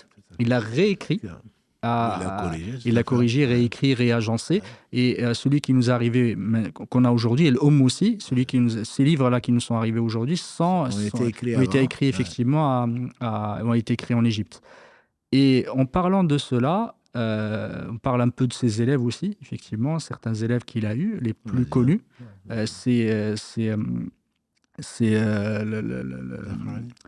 De Bagdad ou d'Égypte, en fait, plutôt de ceux qu'il a connus en Égypte, c'est ceux qu'il a connus le plus, effectivement, en Égypte. Ceux de Bagdad, il y avait le Zafaran, qui était extrêmement connu, et il y avait le Karabisi, effectivement, qui était très connu, et Abu Thawr. Le Mouradi, Rabi' ibn Sulaiman al-Mouradi, c'est en Égypte, effectivement. Et c'est celui qui a rapporté de lui l'Umm al-Risala, justement. Et Rabi' ibn Sulaiman al-Mouradi, il y en a un autre qui s'appelle Rabi' ibn Sulaiman al-Marwazi, mais Rabi' ibn Sulaiman al-Mouradi fait partie effectivement des grands élèves. Il y a le Mouzani. Le Mouzani, pour juste l'anecdote, c'est l'oncle de Tahawi. Qu'Allah lui fasse miséricorde. Tahawi qui est hanafite. Et d'ailleurs, en fait, le Mouzani, Tahawi, quand il était jeune, il n'était pas très attentif. Et du coup, lui a dit, toi, tu ne sers à rien, tu ne serviras jamais à rien. Et c'est pour ça qu'il a changé, en fait, parce qu'il il devait être shafi'ite. Il a changé, il est parti voir et devenu hanafite. Et quand il est devenu grand savant, à un moment, il s'est assis comme ça, il a dit, il est où mon oncle pour qu'il me voie? Alhamdulillah, il y a des anecdotes comme ça qui... Alhamdulillah, c'est juste pour l'anecdote. Et effectivement, il y a le Mouzani, il y a le Bouayti, effectivement, et le Bouayti, il a écrit un Mukhtasar, il fait partie des élèves de l'imam Shafi'i. Il a été aussi éprouvé, il est mort. Il est mort à cause de la fitna de Khalq al-Qur'an, du Coran créé, où l'imam Ahmad aussi a été éprouvé. Et le Bouwaïti a été éprouvé justement. Exactement. Il est décédé. Le Bouwaïti, il y a il y a Rabi' ibn Sulaiman qui était connu. Et ça, c'est l'époque effectivement de la fondation du madhab. Et ensuite, il y a eu, en fait, la deuxième époque, c'est plutôt celle de l'expansion. Parmi ceux les plus connus qu'on connaît tous, il y a l'imam Mawardi, il y a l'imam al-Haramayn, le Jouaini, qu'Allah subhanahu wa ta'ala fasse miséricorde. Il y a Al-Ghazali. Al-Ghazali, exactement. Il y a An-Nawawi. An-Nawawi qui est venu après. Oui, Nawawi, après, effectivement, ça c'est la deuxième étape. Oui, ça, c'était l'étape de l'expansion. On a commencé vraiment à beaucoup écrire. D'ailleurs, le Ghazali fait partie des grands jurisconsultes shafi'ites. Il a écrit 3 livres, Al-Basit, Al-Wasit, Al-Wajiz, il fait partie des grandes références. Aussi, effectivement, avec les livres qu'il a écrits sur la spiritualité, c'était aussi un jurisconsulte extrêmement connu. Et ensuite, il y a eu l'époque où on est venu dans la précision et la correction. C'est là où Nawawi, qu'Allah subhanahu wa ta'ala fasse miséricorde, est arrivé avec Rafi'i. Ça, c'est les deux qui étaient très, très connus. Et Nawawi a vraiment fait, en fait, un travail de nettoyage et de choix, effectivement, ce qu'on appelle le marhalat al-tanqih. Et c'est là, barakallahu fik, tu l'as assez bien dit, il n'a pas vécu longtemps, il a écrit énormément de livres, effectivement, et qui, Allah subhanahu wa ta'ala, met la baraka. Commentaire Muslim aussi. Tout à fait, commentaire de Muslim, le Majmou' qui était un des livres les plus, effectivement, prolifiques et qui traite de ce qu'on appelle fiqh al-khilaf, et qui a justement expliqué un livre qui s'appelle Muhaddab de Shirazi, qui fait partie de la période auparavant. Il a écrit Rawdat al-Talibin, il a écrit Al-Minhaj. Et ça, ces livres sont des livres, Al-Minhaj, c'est les livres de référence chez les Shafi'ites. Et ces deux-là, Al-Rafi'i, qui a écrit le Muharrar, et le Nawawi, c'est eux qu'on appelle Shaykhan chez eux, chez les Shafi'ites. Leurs avis, quand ils s'accordent les deux, ça c'est l'avis chez les Shafi'ites. Et ensuite, il est venu la période de Tanqih, la deuxième période de Tanqih, effectivement, où il y a 2 auteurs extrêmement connus, c'est Ibn Hajar al-Haytami et Imam al-Ramli. Qu'Allah lui fasse miséricorde. Ces deux-là, il y en a un qui a écrit effectivement Nihayat al-Muhtaj sur Ramli et Tuhfat al-Muhtaj qui a été écrit par Ibn Hajar al-Haytami, qui est une explication le livre de l'imam Nawawi, qu'Allah subhanahu wa ta'ala lui fasse miséricorde. Et effectivement, on a connu énormément de savants extrêmement connus. Et je voulais juste parler d'un imam qui fait partie, c'était juste pour les frères et les sœurs qui veulent apprendre la science. Il y a un imam qui s'appelle l'imam Shashi, Al-Qaffal, Al-Qaffal Saghir, qui était un imam qui, au départ, ne s'intéressait pas du tout à la science. Qui fait partie des grandes références de fiqh shafi'ite. Et c'est juste pour l'anecdote, et ça aussi, ça peut encourager les gens. Et le Qaffal, parce qu'il y en a 2, il y a le Qaffal Shashi, le Qaffal Kabir et le Qaffal Saghir. Et lui, en fait, il s'appelait le Qaffal parce qu'il fabriquait des cadenas. Et celui qui l'a précédé, qui était un grand imam aussi, un grand cheikh chez les Shafi'ites, il s'appelait le Qaffal Shashi, il fabriquait aussi des cadenas. Et il est arrivé à fabriquer un cadenas de petite taille, qui faisait, je ne sais plus, c'était 500 grammes ou quelque chose comme ça, parce qu'à l'époque, ça, on parle de plusieurs siècles en arrière. Et lui, il est arrivé, il a fabriqué un qui faisait la moitié du poids du premier. Le premier, quand il l'avait effectivement qu'il l'avait inventé, tout le monde en parlait. Il était extrêmement célèbre, on en parlait dans toutes les contrées. Lui, il est arrivé, il a fabriqué un qui faisait la moitié du poids du premier, mais il n'a pas eu effectivement une célébrité, personne n'en parlait. Et un jour, avec son compagnon, il lui a dit « Regarde, j'ai inventé ce cadenas et personne ne parle de moi. » Mini-cadenas. Exactement, un mini-cadenas, personne ne parle, etc. Il lui a dit « Non, la célébrité, en fait, elle vient de la science. C'est parce qu'il était savant. Et toi, tu ne l'es pas. » Et c'est là où il s'est dit, tiens, il faut que j'aille apprendre la science. Il avait 40 ans. Et c'était le Qaffal al-Marwazi, parce qu'il valait de Marwa. Marwa était étant, effectivement, c'était des gens qui n'étaient pas arabophones. Il n'était pas du tout arabophone, il ne savait pas parler arabe. Il est parti voir un cheikh, Il lui a dit, je veux apprendre la science. Il lui a dit, bah, il faut que tu apprennes un précis de jurisprudence, je vais te donner, tu l'apprends. Il lui a dit, je ne sais pas, je ne peux pas. Je ne sais pas faire. Ouais, je suis pas arabe. Il lui a dit, apprends juste une page. Je lui ai dit, je ne peux pas. Il lui a dit, apprends 5 lignes. Il lui a dit, non, je ne vais pas y arriver. Il lui a dit, bah, apprends juste la première phrase. هذا كتاب اختصرته. هذا كتاب اختصرته. Ceci est un livre que j'ai résumé. Ouais, ça, c'est le début du... En fait, c'est juste la première phrase du livre. Il est parti, il est rentré chez lui, il a passé toute la nuit à l'apprendre. Il répétait. En plus, il disait parce qu'il ne connaissait pas les règles de grammaire. Ça veut dire que tu as résumé. Pardon, que j'ai résumé. Le livre que j'ai résumé, parce que c'est l'auteur. Et il répétait jusqu'à un moment, il est tombé effectivement de fatigue, il s'est endormi. À son réveil, il a oublié.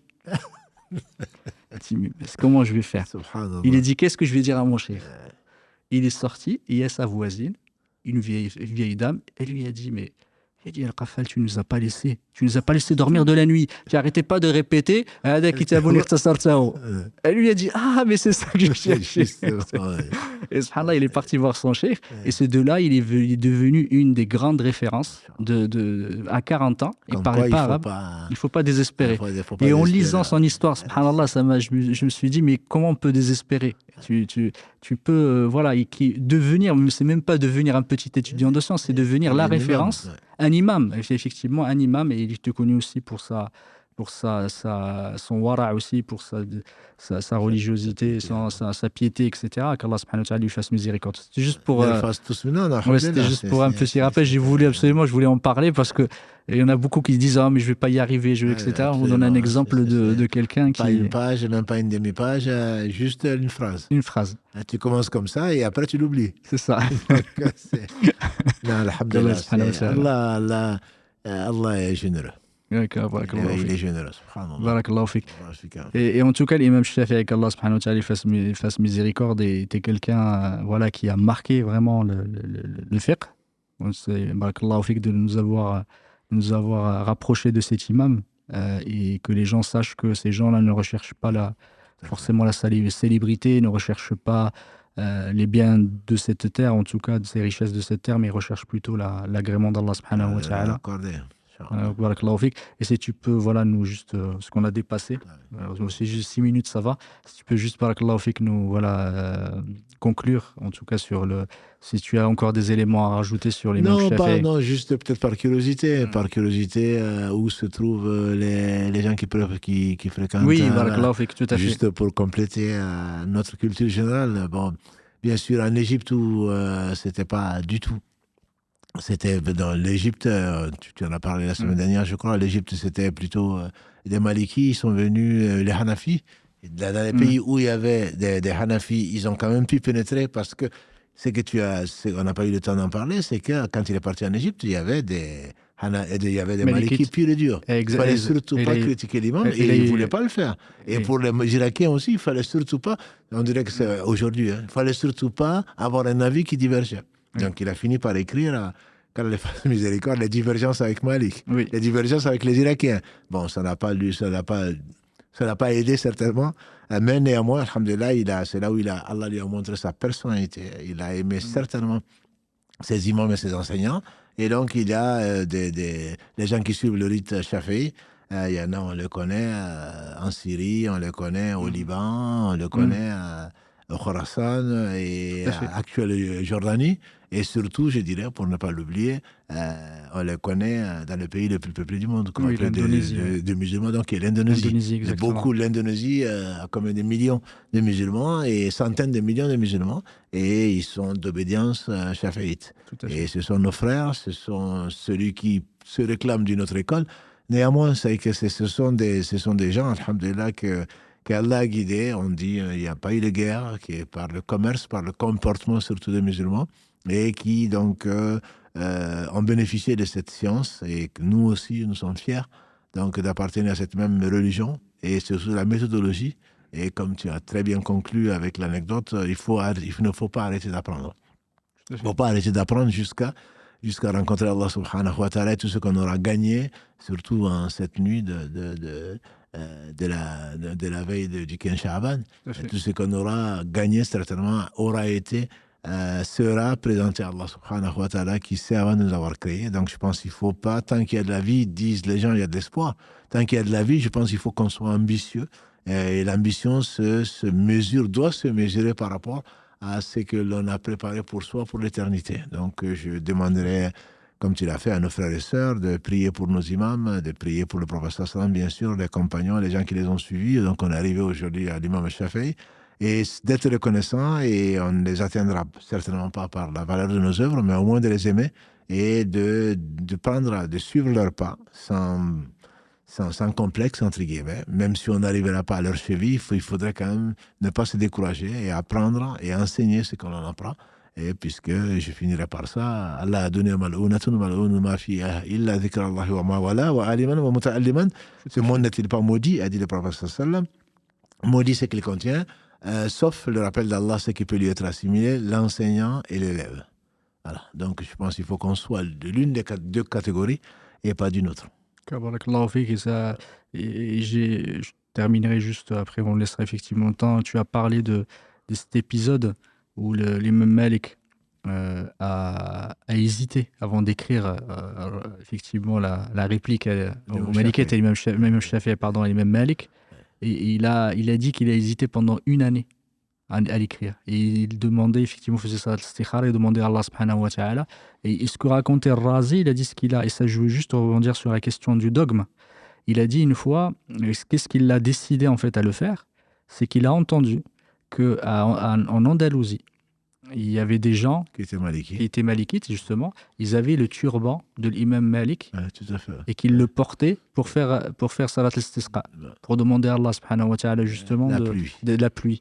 Il disait que les gens, ils ont commencé à l'adorer, à adorer l'imam Malik. Il a entendu aussi que quand on disait, le prophète a dit, il disait non, l'imam Malik a dit.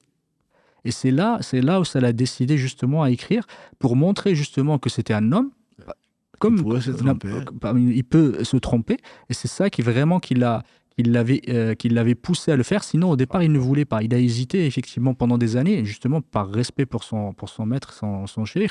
Il n'a pas voulu le faire.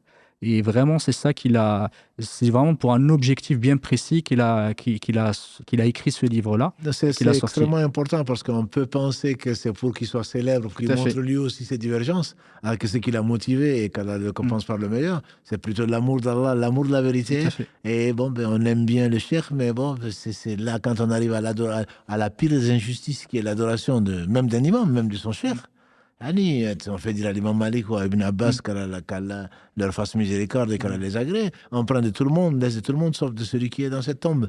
Donc, s'agissant du prophète sallam, donc ce n'est pas l'amour d'un cheikh ou l'amour d'un enseignant, quel qu'il soit, qui doit l'emporter sur la vérité. Et c'est cette richesse de la vérité qui les a amenés à des conditions parfois très très difficiles. Qu'Allah leur fasse miséricorde. Amin, jazakallah khair, qu'Allah te récompense par le meilleur pour ces enseignements et te fasse profiter de cette science. Et barakallahu fik. Je pense qu'on est...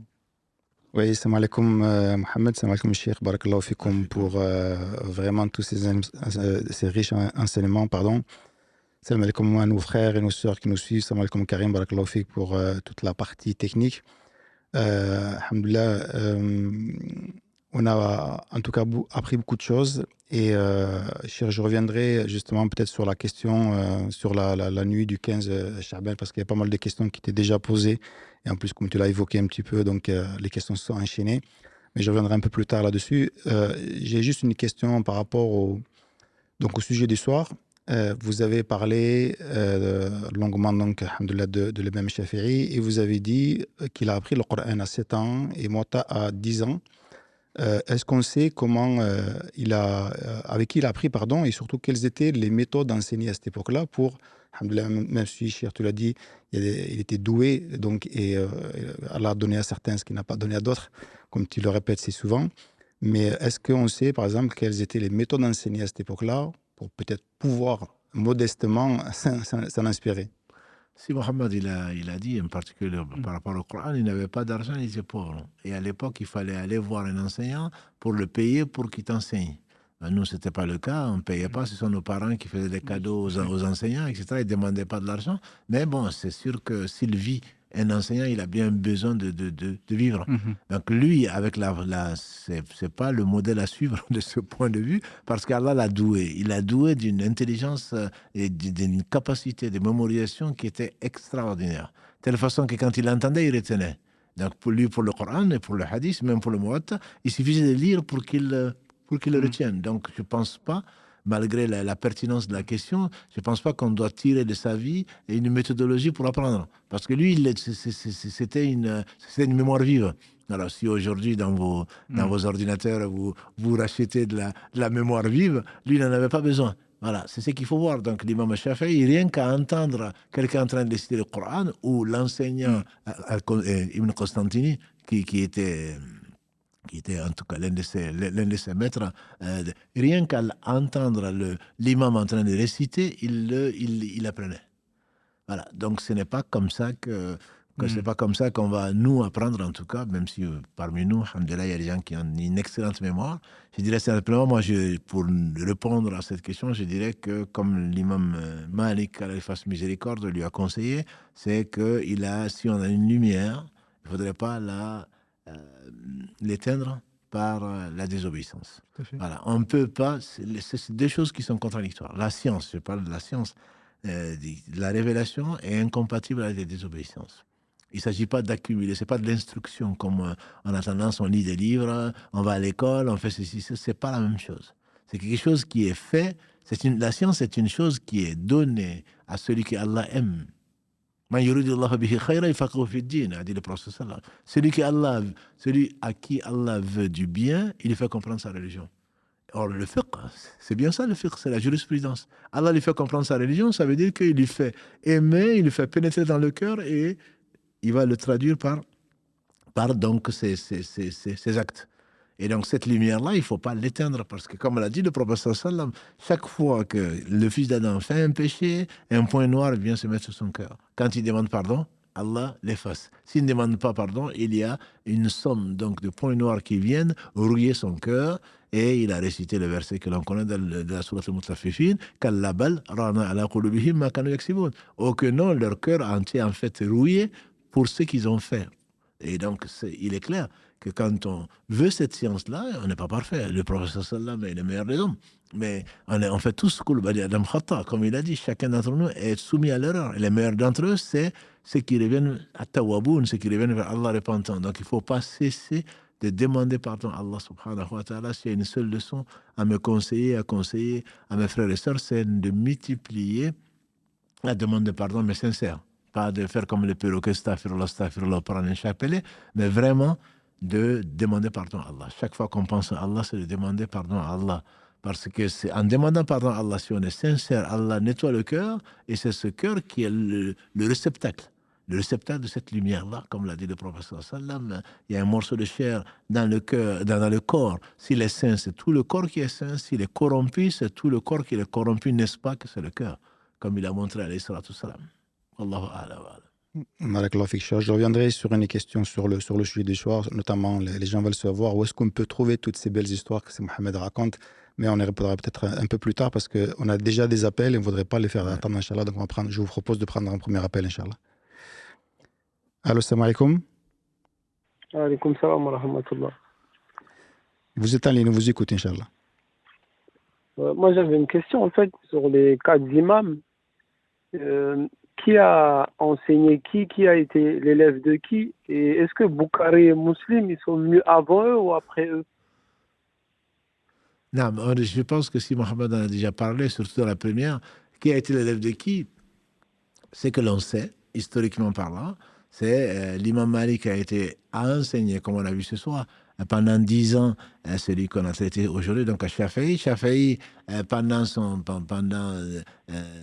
enseignement, il a enseigné pendant, on dit, 9 ans à la Mecque, où l'imam Ahmad, donc qui est le 4e des 4, a assisté. Il n'est pas le seul, bien sûr, et bien d'autres.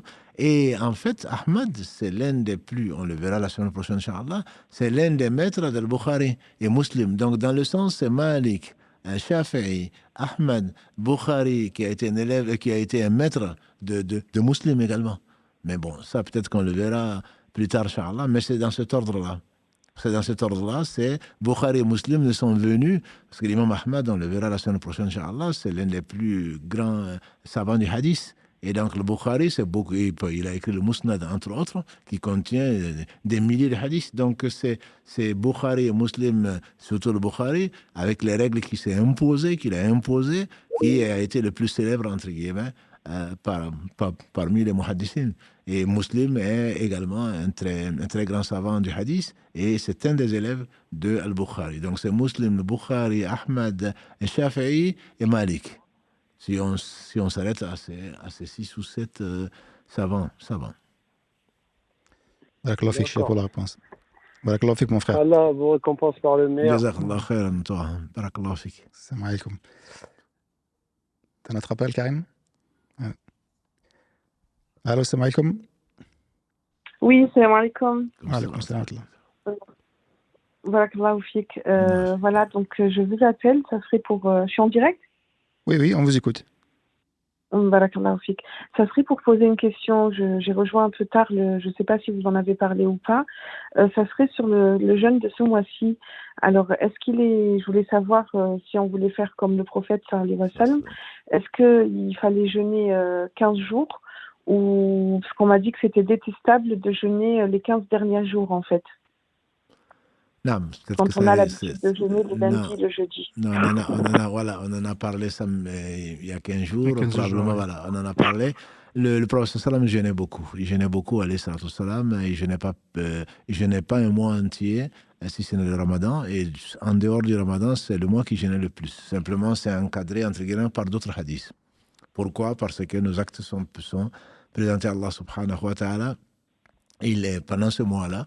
Et donc, il aimerait que le jeûne en fasse partie. Et on a ouvert une parenthèse pour dire qu'il n'y a pas que le jeûne, ce sont nos actes qui sont présentés à Allah. Le jeûne est très bien. Souvent, les gens ne retiennent que le jeûne, qui est sans équivalent. Mais il faut également, si on peut prier plus, si on peut donner plus, si on peut faire plus de bien, il faut le faire. Donc, il a dit, quand la moitié de Shaban arrive, arrêtez de jeûner. Arrêtez de jeûner.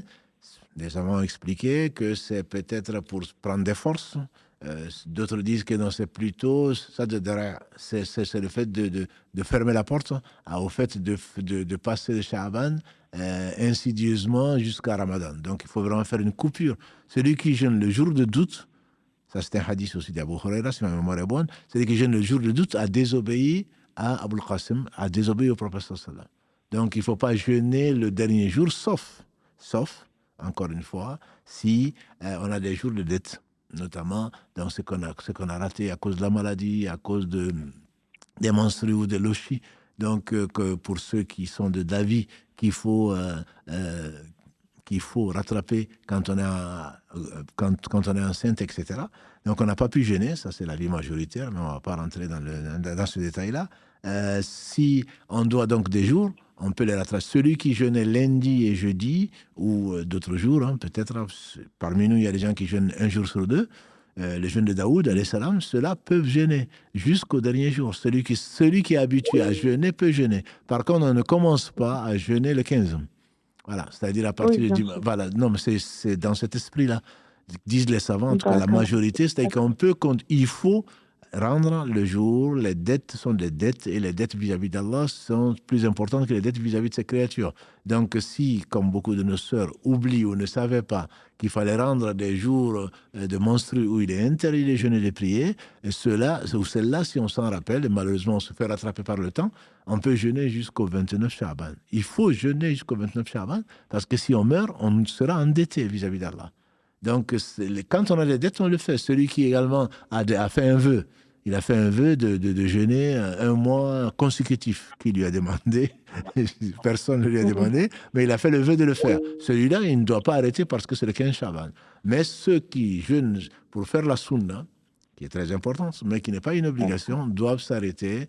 Je ne dirais pas détestable, mais en tout cas, le prophète sallam a dit qu'il faut s'arrêter. S'il dit il faut s'arrêter, il faut s'arrêter. C'est mieux de s'arrêter. Alors, vaut mieux s'arrêter Ou parce que moi, par exemple, j'ai fait que 7 jours. Oui. J'ai pas fait les 15 jours parce Oui. que je pouvais pas les faire malheureusement. Et est-ce que, parce que je voudrais faire comme, le mieux c'est quoi? C'est de s'arrêter ou de quand même, j'ai l'habitude de jeûner le lundi et le jeudi. Tu Ou continues de lundi, continuer non, tu mercredi. continues lundi et jeudi, mais tu ne fais pas lundi, mardi, mercredi, jeudi parce que tu veux avoir plus de... Parce qu'il a dit qu'il faut s'arrêter. Celui qui a l'habitude de D'accord. jeûner, a-t-il dit, qu'il continue à jeûner. Donc là, D'accord. il n'y a aucun problème. Tu peux jeûner jusqu'à, Dieu seul sait si ce sera lundi le ramadan ou pas. En tout cas, jusqu'au jeudi avant le ramadan ou au lundi avant le ramadan. Il n'y a aucun problème. Je ne connais pas de divergence chez les savants dessus. Là, il n'y a pas de problème, Inch'Allah. Et j'avais, barakallahu fik, barakallahu Allah fik. Et j'avais une question très importante pour les Non, personnes qui ont commencé à normalement, prier ma tard. soeur, C'est possible. excusez-moi, normalement, Ah, c'est d'accord. juste une question parce qu'il y a beaucoup de monde qui appelle déjà. Donc, barakallahu fik, déjà, en tout cas, pour la question. Et on est obligé de prendre d'autres personnes. Barakallahu fik. Salam alaikum. Alhamdulillah. Vas-y. Salam alaikum. Alaikum salam, c'est Samira, pardon pour la voix, j'ai un peu mal à la gorge. Je voulais savoir une chose. Une personne je sais qu'Allah Azza wa Jal pardonne tous les péchés, même le meurtre, parce que j'avais entendu la fameuse histoire de l'homme qui avait tué 99 fois et qui avait été pardonné. Je voulais savoir qu'en est-il d'une personne qui a commis un meurtre et qui est pardonnée par Dieu, mais pas par la famille. Que se passe-t-il pour ce dernier si la famille de la victime ne le pardonne pas? Normalement, dans l'islam, alhamdoulilah, ce sont des choses qui étaient connues chez les Arabes, que l'islam est venu, confirmer, entre guillemets, c'est le prix de sang. Le prix de sang est connu chez les Arabes, c'est 100 chameaux, si ma mémoire est bonne, à moins que ça ait changé. Voilà, donc il doit payer ce prix-là s'il peut. S'il peut, s'il ne peut pas, ça s'attribue où les gens se cotisent pour payer. D'où l'idée d'ailleurs de la mutuelle ou tout le reste, de mutualiser les choses pour venir en aide. Ça, l'islam l'a institué. Je ne parle pas des assurances, je parle de la mutuelle. L'islam est venu l'instituer justement par solidarité pour ceux qui en sont éprouvés. Voilà, donc s'il peut payer, s'il peut demander l'aide donc de ses plus proches, si c'est possible, de le payer. Et s'il ne peut pas, c'est Allah qui va le payer. C'est Allah qui va le payer. Allah est miséricordieux. La yukallifullahu nafsan illa wus'aha. Il n'a rien. Il a demandé sincèrement pardon à Allah. Et s'il ne peut pas, c'est Allah qui va donc compenser sa famille qui réclame ce qu'il n'a pas. C'est Allah qui va le compenser par de bonnes actions. Wallahu a'lam. D'accord. Barakallahu fik, ma soeur Ok, barak. Est-ce Merci. que tu as notre appel, Karim? Alhamdulillah. Allô, salam alaikum. Oui, salam. Alaykoum salam. En fait, j'avais une question. Tout à l'heure, vous disiez qu'on ne peut pas comprendre le Coran si on ne passe pas par les hadiths. Est-ce que c'est bien ça? Il faut d'abord comprendre les hadiths pour pouvoir comprendre le Coran? C'est pas d'abord. On a fait la science du Coran avec Si Mohammed, barakallahu fi. Il a fait la science des hadiths quand j'étais absent. C'est que les deux, on ne peut pas prendre le livre. Je ne dis pas que Qul Allahu Ahad dit Allah est unique. On n'a pas besoin de hadith pour ça. Mais c'est quand on veut comprendre c'est le message qu'Allah a envoyé. Allah envoie un message global, notamment chez l'imam Shafi'i, c'est ce qu'il utilise ou ce que les savants utilisent. Le message, il est global. Pour le détailler, il a envoyé un prophète sallam pour l'expliquer. Voilà, donc on ne peut pas dire Allah, voilà ce qu'Allah dit, donc on ne peut pas en tirer, c'est ce que je voulais dire. On peut pas c'est pas qu'on ne peut pas comprendre, on ne peut pas en tirer des règles sans passer par le hadith. D'accord. Voilà, c'est dans cet esprit-là. Il ne s'agit bien entendu pas de dire, bon, ben moi je vais d'abord apprendre le hadith, je n'ai jamais pensé ça, et encore moins le dire. Et qu'on doit lire le Coran est un livre d'Allah subhanahu wa ta'ala, il est parfait, il sert à nourrir le cœur, il sert à orienter les gens. Donc on ne peut pas dire non, moi je suis de l'école de ceux qui disent qu'il faut lire le sens même si on ne comprend pas l'arabe, alhamdulillah. Donc je n'ai jamais milité pour dire que non, il ne faut pas toucher le Coran, tu ne vas pas le comprendre, non, tu vas le comprendre, c'est Allah qui donne la compréhension, donc ce n'est pas du tout dans Pour cet le comprendre esprit-là. mieux, en fait. Voilà, D'accord. pour le comprendre mieux et surtout, il ne faut pas prétendre, comme certains se basent, sans citer Google, voilà, Dieu dit ça. Voilà, donc, non, c'est donc qu'il y a de trop. C'est dans cet esprit-là. Il ne faut ne pas tirer des règles parce que Dieu dit ça donc. Et là, on se prend pour ce qu'on n'est pas, parce que pour être savant, entre guillemets, Allah seul est savant, il faut avoir une vision globale. C'est dans cet esprit-là, le fait de nourrir son cœur, ce pourquoi le Coran a été envoyé, c'est indispensable. Et alhamdulillah qu'il y a le mois de Ramadan. Malheureusement, pour beaucoup d'entre nous, on n'a pas le temps de lire le Coran si ce n'est pas le Ramadan et de l'écouter. Donc, ce n'est pas du tout pour dissuader les gens de lire le Coran en disant que je ne vais pas le comprendre parce que je ne connais pas le hadith. Je parle de la science, de la compréhension du Coran ne peut pas aller sans la connaissance du hadith. C'est ça que je voulais dire.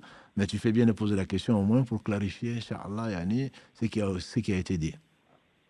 D'accord, barakallahu fikum en tout cas, merci beaucoup. Assalamu alaikum. Wa alaikum assalam wa rahmatullah. Alhamdulillah, il y a beaucoup d'appels. Juste avant d'en prendre un autre appel, Cheikh, tu as parlé donc du jeûne du Chaban. Beaucoup de gens posent la question sur la nuit du 15 Chaban. Qu'est-ce qu'il est recommandé de faire ou de ne pas faire? La nuit du 15 Chaban, le professeur sallam a dit, Allah subhanahu wa ta'ala, d'après Mu'adh ibn Jabal, qu'Allah l'agré, le professeur sallam dit que Allah observe Allah observe la nuit du mi-Chaban, donc ses serviteurs, et il pardonne à tous ses serviteurs, sauf l'associateur, donc le mushrik, et le shahin, qui est quelqu'un qui est en contradiction. Il y a beaucoup qui est en dispute, on traduit ça généralement, mais c'est également en contradiction avec la sunna du prophète sallam, c'est-à-dire qui n'est pas en conformité avec cela. Donc, cette nuit-là, il y a rien de spécial à faire. Il n'y a aucune preuve pour dire qu'il faut faire autre chose qu'une nuit normale, comme on est en train de faire, on est en train d'adorer Allah subhanahu wa ta'ala. Nos auditeurs sont en train de nous écouter et on espère prier pour nous. Donc il n'y a rien de spécial. Et ce que l'on entend parfois, qui sont des dires qui ont été inventés. Notamment, on fait dire au prophète sallallahu alayhi wa sallam, celui qui, ya Ali, on lui fait dire, ya Ali, celui qui fait 2 raka'a. Non, celui qui fait 100 raka'a. 100 raka'a la nuit du 15 Sha'ban. En récitant dans chaque raka'a 1000 fois Qul Allahu Ahad, tout ce qu'il demande à Allah, il va l'accepter. Je ne vois pas quelqu'un qui pourrait faire ces 100 raka'a dans la nuit en lisant 1000 fois. Et je pense qu'il dormira avant cela. Et de toute façon, le hadith, il a été inventé. C'est un hadith mawdoua. Et également, un autre hadith qui aurait dit, c'est un hadith, mais on ne va pas remonter au prophète sallam, qui aurait dit que la nuit du 15 Sha'ban, tout ce que tu demanderais à Allah subhanahu wa ta'ala, donc il va te l'accorder, et donc qu'il faut jeûner le jour le 15 et qu'il faut veiller la nuit du 15. Tous ceux-ci sont des hadiths qui sont plus que faibles, sont des hadiths qui sont inventés. D'où l'importance de ces savants, qu'Allah les bénisse, notamment ceux qui sont venus avant et ceux qui viendront après Al-Bukhari et tout le reste, qui ont fait la science des hommes, qui ont fait la science de vérification, pour qu'on ne fasse pas dire au prophète sallam ce qu'il n'a jamais dit. Parce que s'il l'a dit, c'est que c'est vrai, comme on le sait. Donc, il faut faire très attention. Et dans l'adoration, je sais qu'il y a beaucoup de questions, beaucoup de demandes. Dans l'adoration, le principe, c'est tawqifi. On n'a pas parce que c'est aujourd'hui c'est le 15, mais je ne vais pas dormir. Que tu jeûnes, alhamdulillah, les jours blancs, comme beaucoup de nos sœurs, beaucoup de nos frères, c'est-à-dire vendredi, samedi et demain dimanche, c'est très bien, c'est une sunna. Mais je ne vais pas jeûner spécifiquement dimanche parce que c'est le 15 Sha'ban. Celui qui le fait, il fait une innovation. Il fait une innovation. Allah n'accepte pas l'innovation, comme l'a dit le prophète sallam. Celui qui apporte à notre affaire celle-ci, ce qui n'en fait pas partie, d'après le hadith d'Aïcha, est à rejeter. Ce qui n'en fait pas partie, c'est ce que je n'ai pas apporté, sallallahu alayhi wa sallam, et donc est à rejeter. Donc ce n'est pas la peine de se lever spécifiquement ce soir-là. Mais si tu as tendance, alhamdulillah, tous les soirs, à te lever pour prier pendant 2 heures, pendant 3 heures, en train de pleurer sur tes péchés, mais surtout ne dors pas ce soir. Profites-en pour prier, pour faire la même chose. Mais il n'y a rien de spécifique qui a été authentifié venant du prophète sallam ou de ses compagnons. Donc je crois que ta question, Mohammed, est très très importante, puisqu'on est cette nuit-là, il n'y a pas de hasard. Allah a voulu donc que ces questions soient posées, et le mieux, c'est de continuer à adorer Allah subhanahu wa ta'ala, à multiplier les bonnes actions, pas spécifiquement. Celui qui le fait dimanche, il va se reposer lundi, mardi, mercredi et jeudi prochain, en attendant le ramadan. Non, pas du tout. Pas du tout. Donc il faut multiplier les bonnes actions, parce qu'Allah seul sait qui vivra la fin de Sha'ban, et encore moins qui vivra, encore plus qui vivra donc le mois de Ramadan. Il faut profiter de chaque moment, il faut profiter de chaque seconde pour remercier Allah et, comme on a dit tout à l'heure, pour lui demander pardon, parce que c'est lui qui accueille le repentir. Et si on veut vraiment le rencontrer sans péché, forcément, il faudrait s'évertuer à demander souvent pardon à notre Seigneur subhanahu wa ta'ala, qui mérite tout l'amour subhanahu wa ta'ala. Barakallahu fik, Cheikh, pour cet éclaircissement. Je vous propose de prendre un autre appel, Inch'Allah. Salam alaikum. Wa alaikum salam wa rahmatullah. Barakallahu fik. Je suis contente. Alors, je voulais poser une question concernant les ruqya à distance. Et en fait, c'est un oustaz qui est à distance en Côte d'Ivoire et qui fait une grande ruqya à distance. Donc, il a dit de se connecter et qu'on allait faire une ruqya à distance cette nuit. Bon. Au début, il avait dit d'envoyer... Oui, cette nuit, aujourd'hui, cette nuit-là, il a déjà commencé, mais ça bug, ça coupe. Alhamdulillah que ça bug. Alors, je ne sais pas si c'est... Et ça coûte combien la connexion? Eh bien, rien, c'est parce que c'est sur TikTok. Parce qu'au début, il avait dit d'acheter un kit. Alors, moi, j'ai dit... Alors, il a dit d'envoyer 100 € pour qu'il nous envoie un kit. Donc, sachant pas ce qui se trouve dans ce kit, moi, j'ai eu peur. J'ai dit non. Enfin, j'ai pas envoyé. Bon, il a dit que même si on n'achète pas le kit, on peut participer à la grande prière de ce soir. Donc, il a prié sur le prophète tout à l'heure. Il a dit de faire 2 rakats. Après, il est en train de dire Ayat al-Kursi. Donc, toute la nuit, c'est des prières. Donc, maintenant, je ne sais pas si c'est shirk, c'est pas shirk. Alhamdulillah, vous avez bien fait de suivre le live, je dirais. Vous avez bien fait de suivre le live et de ne pas dépenser les 100 €. Surtout, bon, ça doit coûter 100 €, je ne sais plus, ça fait combien de 1000 francs CFA. Non, alhamdulillah.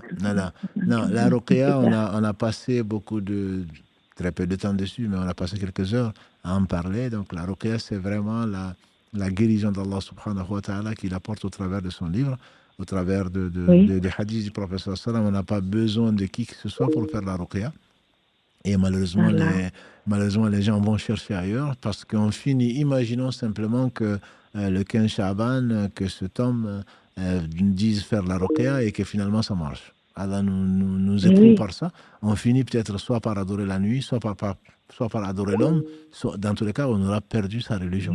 Donc il faut vraiment, la ruqya, on l'a fait soi-même. C'est ça la sunna du prophète sallallahu alayhi wa sallam. Et même la Fatiha, on a vu que Allah a guéri dans le hadith d'Abu Saïd al-Khudri. Allah a guéri un non-musulman au travers de la ruqya. Donc il ne faudrait pas se baser sur qui que ce soit d'autre que l'espoir qu'Allah nous guérisse. Donc on n'a pas besoin de se connecter. Si ça bug, c'est à mieux. Lisez la Fatiha, les 3 dernières sourates, demandez sincèrement à Allah de vous guérir et il vous guérira. Sa promesse est vraie. Voilà, votre Seigneur a dit donc de invoquez-moi et je vous répondrai. Donc il n'y a pas de doute dessus. Faites-vous vous-même la ruqya et si ça bug, je vous dirais c'est à mieux. Tant mieux. Non. Parce que moi, j'ai un fils qui est malade. Alors, ils disent que c'est mystique, ça fait des années, il a eu son bac et tout, mais il est couché. Bon, il se lève, il va, il revient. On a fait plusieurs ruqya à domicile, ils sont venus. Mais après, bon, là, chaque fois qu'il y a quelque chose comme ça, je suis une maman, alors je me dis, peut-être ça va marcher. Mais ça, parfois, il y a un 6e sens qui me dit stop quand même, ne va pas. Pour ça, quand je commence à poser des questions, c'est que j'ai un doute. Donc, subhanallah, j'étais à la Mecque, j'ai prié, j'ai dit, bon, il ne faut pas que je gâte tout ce que j'ai fait. Donc, que je me renseigne auprès des savants comme vous qui savez beaucoup de choses. On n'est pas savants. Pour ne pas être dans le péché. Mais alhamdulillah, si vous avez plus que moi, vous avez ce doute-là et justement, Dieu met cette lumière dans votre cœur de ne pas gaspiller ce qu'il vous a donné comme lumière. Donc, ne comptez que sur lui, une mère en particulier, qu'Allah bénisse encore une fois, qu'Allah bénisse nos mères. Une mère, si vous vous levez, il n'est que 23 heures, si vous levez à 1h du matin, avant de vous coucher à 1h du matin, à 5h, pour implorer Allah subhanahu wa ta'ala, pour moi, c'est beaucoup plus important que d'aller donner ça à un Inch'Allah. héros ou quoi que ce soit, à qui que ce soit. Allah vous entend, Allah Inch'Allah. aime les gens qui l'implorent, et notamment le dernier tiers de la nuit. Donc, ne nous oubliez pas dans vos invocations, c'est bien plus important que de s'accrocher à autre qu'Allah subhanahu wa ta'ala. Et qu'Allah guérisse cet enfant et ainsi que tous les malades. Amen. Barakallahu fik, ma soeur, qu'Allah vous apporte la sérénité. Salam alaikum. Karim, on notre appel? Allez. Allô, salam alaikum. Wa alaikum salam wa rahmatullah. Oui, je voulais demander une question. Je voulais vous poser une question. Allez-y, on vous écoute. Il y a 2 mois, j'ai accouché et donc après mon accouchement, j'avais fait un vœu de jeûner une semaine juste après quand je serai bien. Et là, j'ai commencé à jeûner le lundi passé. Le mardi et le mercredi, je ne me sentais pas du tout bien. Donc, j'ai laissé. Vu que j'ai l'habitude de jeûner le jeudi, les lundis et les jeudis, j'ai recommencé le jeudi. Et cela s'est succédé avec les jours blancs. Donc, j'ai enchaîné avec les jours blancs aussi.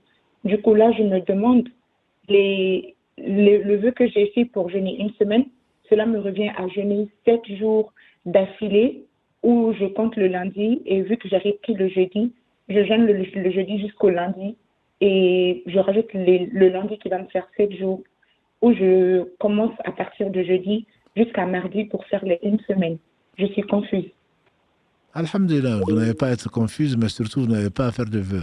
Le vœu n'est pas quelque chose de recommandé dans l'islam, mais si vous le faites, effectivement, vous devez le tenir. Le vœu ne vous apporte rien du tout. Ça vous permet, alhamdulillah, de jeûner, tant mieux pour vous. Mais vous n'avez pas à faire de vœu. Allah n'a besoin de personne et on n'a pas besoin de lui promettre quelque chose pour qu'il nous donne. Bref, ce n'était qu'une parenthèse. Maintenant, ça dépend de votre vœu. Le vœu, si vous avez voulu, et Allah sait ce que vous avez fait comme vœu, j'ai voulu jeûner, j'ai promis à Allah de jeûner 1 semaine consécutive. Si c'est ce que vous avez fait, eh bien, si vous avez arrêté pour autre chose que la maladie ou pour autre chose que les menstrues, pour ça, si vous n'avez pas d'autre raison, alors il vous faut recommencer. Par contre, si vous avez dans votre esprit, si vous vouliez jeûner pour Allah 1 semaine, vous vouliez pour vous 7 jours, ben vous comptez ce que vous avez déjà jeûné et vous complétez à 7 et vous avez très bien fait. Jeudi, alhamdoulilah, vous jeûnez déjà le jeudi et vendredi. Donc vous avez le jeudi que vous avez jeûné, le vendredi et le samedi. Aujourd'hui, demain dimanche, ça fait 4. Et lundi, vous avez l'habitude de jeûner, ça vous fait 5. Vous continuez éventuellement, mardi et mercredi, vous avez fini. Et de toute façon, ça vous fera 7 jours consécutifs. Voilà. Donc tout dépend de ce que vous aviez l'intention de faire. Si c'est le continu, vous avez commencé le jeudi, donc vous continuez jusqu'à mercredi, j'imagine. Si ce n'est pas le cas, ben vous pouvez vous arrêter à lundi, puisque vous jeûnez de toute façon d'habitude, jeudi et lundi, et vous aurez déjà terminé, Inch'Allah. Inch'Allah, merci beaucoup, barakallahu fik. Allah yafik. Salam alaikum. Encore un appel, Karim? Ouais. Allô, salam alaikum. Allô, salam alaikum. Allô, salam alaikum. Alaikum salam wa rahmatullah. On vous écoute, Inch'Allah. C'était pour vous poser une question en fait. Si par exemple on a eu une période où on avait une baisse de foi et qu'on n'a pas prié beaucoup de prières et qu'on s'en souvient pas le nombre et qu'on s'est du coup repenti, qu'on a repris notre prière normalement, est-ce que les prières d'avant c'est une dette ou on demande juste pardon à Allah? Alhamdulillah, c'est une question qui a été souvent traitée sur ce plateau-là, notamment avec Si Mohamed. On en a traité il n'y a pas si longtemps que ça. Si c'est une baisse de foi ou quand on était jeune ou qu'on a négligé, etc., bon, il y a au moins 3 avis. Si on prend les 2 avis les plus connus, c'est le fait que quand vous avez la baisse de foi, que vous avez arrêté de prier, vous n'étiez plus musulman. Ça, c'est un avis qui existe de la 4e des 4 écoles. Donc, à ce moment, vous n'y a pas à dire « Oh Allah, quand je n'étais pas musulman, voilà ce que je te devais ». Non, ça, c'est quand on n'est pas musulman. L'islam, c'est le fait donc d'attester, de prier, et donc, de ce qui est venu avant, on peut espérer qu'Allah subhanahu wa ta'ala, dans sa miséricorde, va nous pardonner. Donc ça, c'est cet avis. Mais l'avis majoritaire, c'est effectivement de compter, d'essayer, d'évaluer, d'estimer le nombre de prières qu'on devait. Et de les faire, le minimum étant au moins une prière d'1 jour par jour. Ça, c'est l'avis majoritaire. Je ne dis pas que c'est la vie juste, c'est l'avis, je ne suis pas savant, c'est l'avis majoritaire. Donc, c'est d'essayer de s'en souvenir et d'essayer donc de calculer jusqu'à ce qu'on soit sûr que finalement, on a donné, parce que c'est une dette vis-à-vis d'Allah subhanahu wa ta'ala. Le troisième avis, c'est le fait de demander pardon à Allah et de multiplier les bonnes œuvres, notamment les prières, que ce soit pour le tarawih, pour le mois béni à venir, ou pour les prières de nuit, et continuer à demander pardon à Allah et en espérant sur sa miséricorde. Donc bon, je ne vais pas vous aider pour dire, moi je préfère tel ou tel autre avis. Je vous expose les trois avis les plus connus. Wallahu a'lam. Barakallahu fik. Salam alaikum. Cher, j'ai une question concernant toujours le jeûne. La personne, elle dit, voilà, je travaille de 22h à 5h du matin et quand je rentre, je dors pratiquement toute la journée, en fait, de 7h à 13h. Est-ce que le jeûne est aussi valable? Alhamdulillah, le jeûne est valable. Le jeûne est valable, c'est si après la personne a passé, comme disent les savants, une partie de la journée. Après, est-ce que la récompense est complète ou pas? C'est là où il y a divergence. C'est là où il y a débat. C'est-à-dire que si on est fatigué, qu'on a dormi, alhamdulillah, mais si on a passé sa journée à dormir, mais si on a passé une partie de la journée, c'est-à-dire avant le coucher du soleil, qu'on a vécu, entre guillemets, j'espère que la personne se lève au moins pour faire ses prières. Le jour de jeûne est valable, simplement. Ça a moins de mérite que celui qui s'est efforcé à prier tout en jeûnant, à travailler tout en jeûnant, ça a moins de mérite. Mais le jeûne reste valable. Juste une autre question. Je reviens sur la question qui a été posée au départ et qui est sûrement pour Mohamed, Inch'Allah, par rapport aux histoires que tu as racontées, ces belles histoires que tu as racontées. Les personnes demandaient où est-ce qu'on peut les trouver, peut-être des livres à conseiller ou... Après, il y a effectivement les histoires, c'est sur les 4 imams, il y a des livres qui relatent leur vie. Et on voit effectivement, il y a des histoires qui sont relatées là-dedans. Après, il y a des livres qui relatent les histoires des pieux prédécesseurs. Il y a quelques livres, je ne me rappelle pas des titres en français. Pour vous donner des titres en arabe, mais les titres en français, je ne me rappelle pas. Mais il y a pas mal, effectivement, de livres qui relatent la vie des pieux prédécesseurs, effectivement, qui mettent en avant leur mérite, leur vie, et ce qu'ils ont rapporté. Vous pourrez trouver, effectivement, ces histoires. Oui, là, au travers de ces histoires, c'est juste pour, alhamdoulilah, s'en inspirer et en tirer les leçons. C'est ça qui est le plus intéressant. C'est pas pour, alhamdoulilah, c'est qu'on espère que ça a donné effectivement un fruit.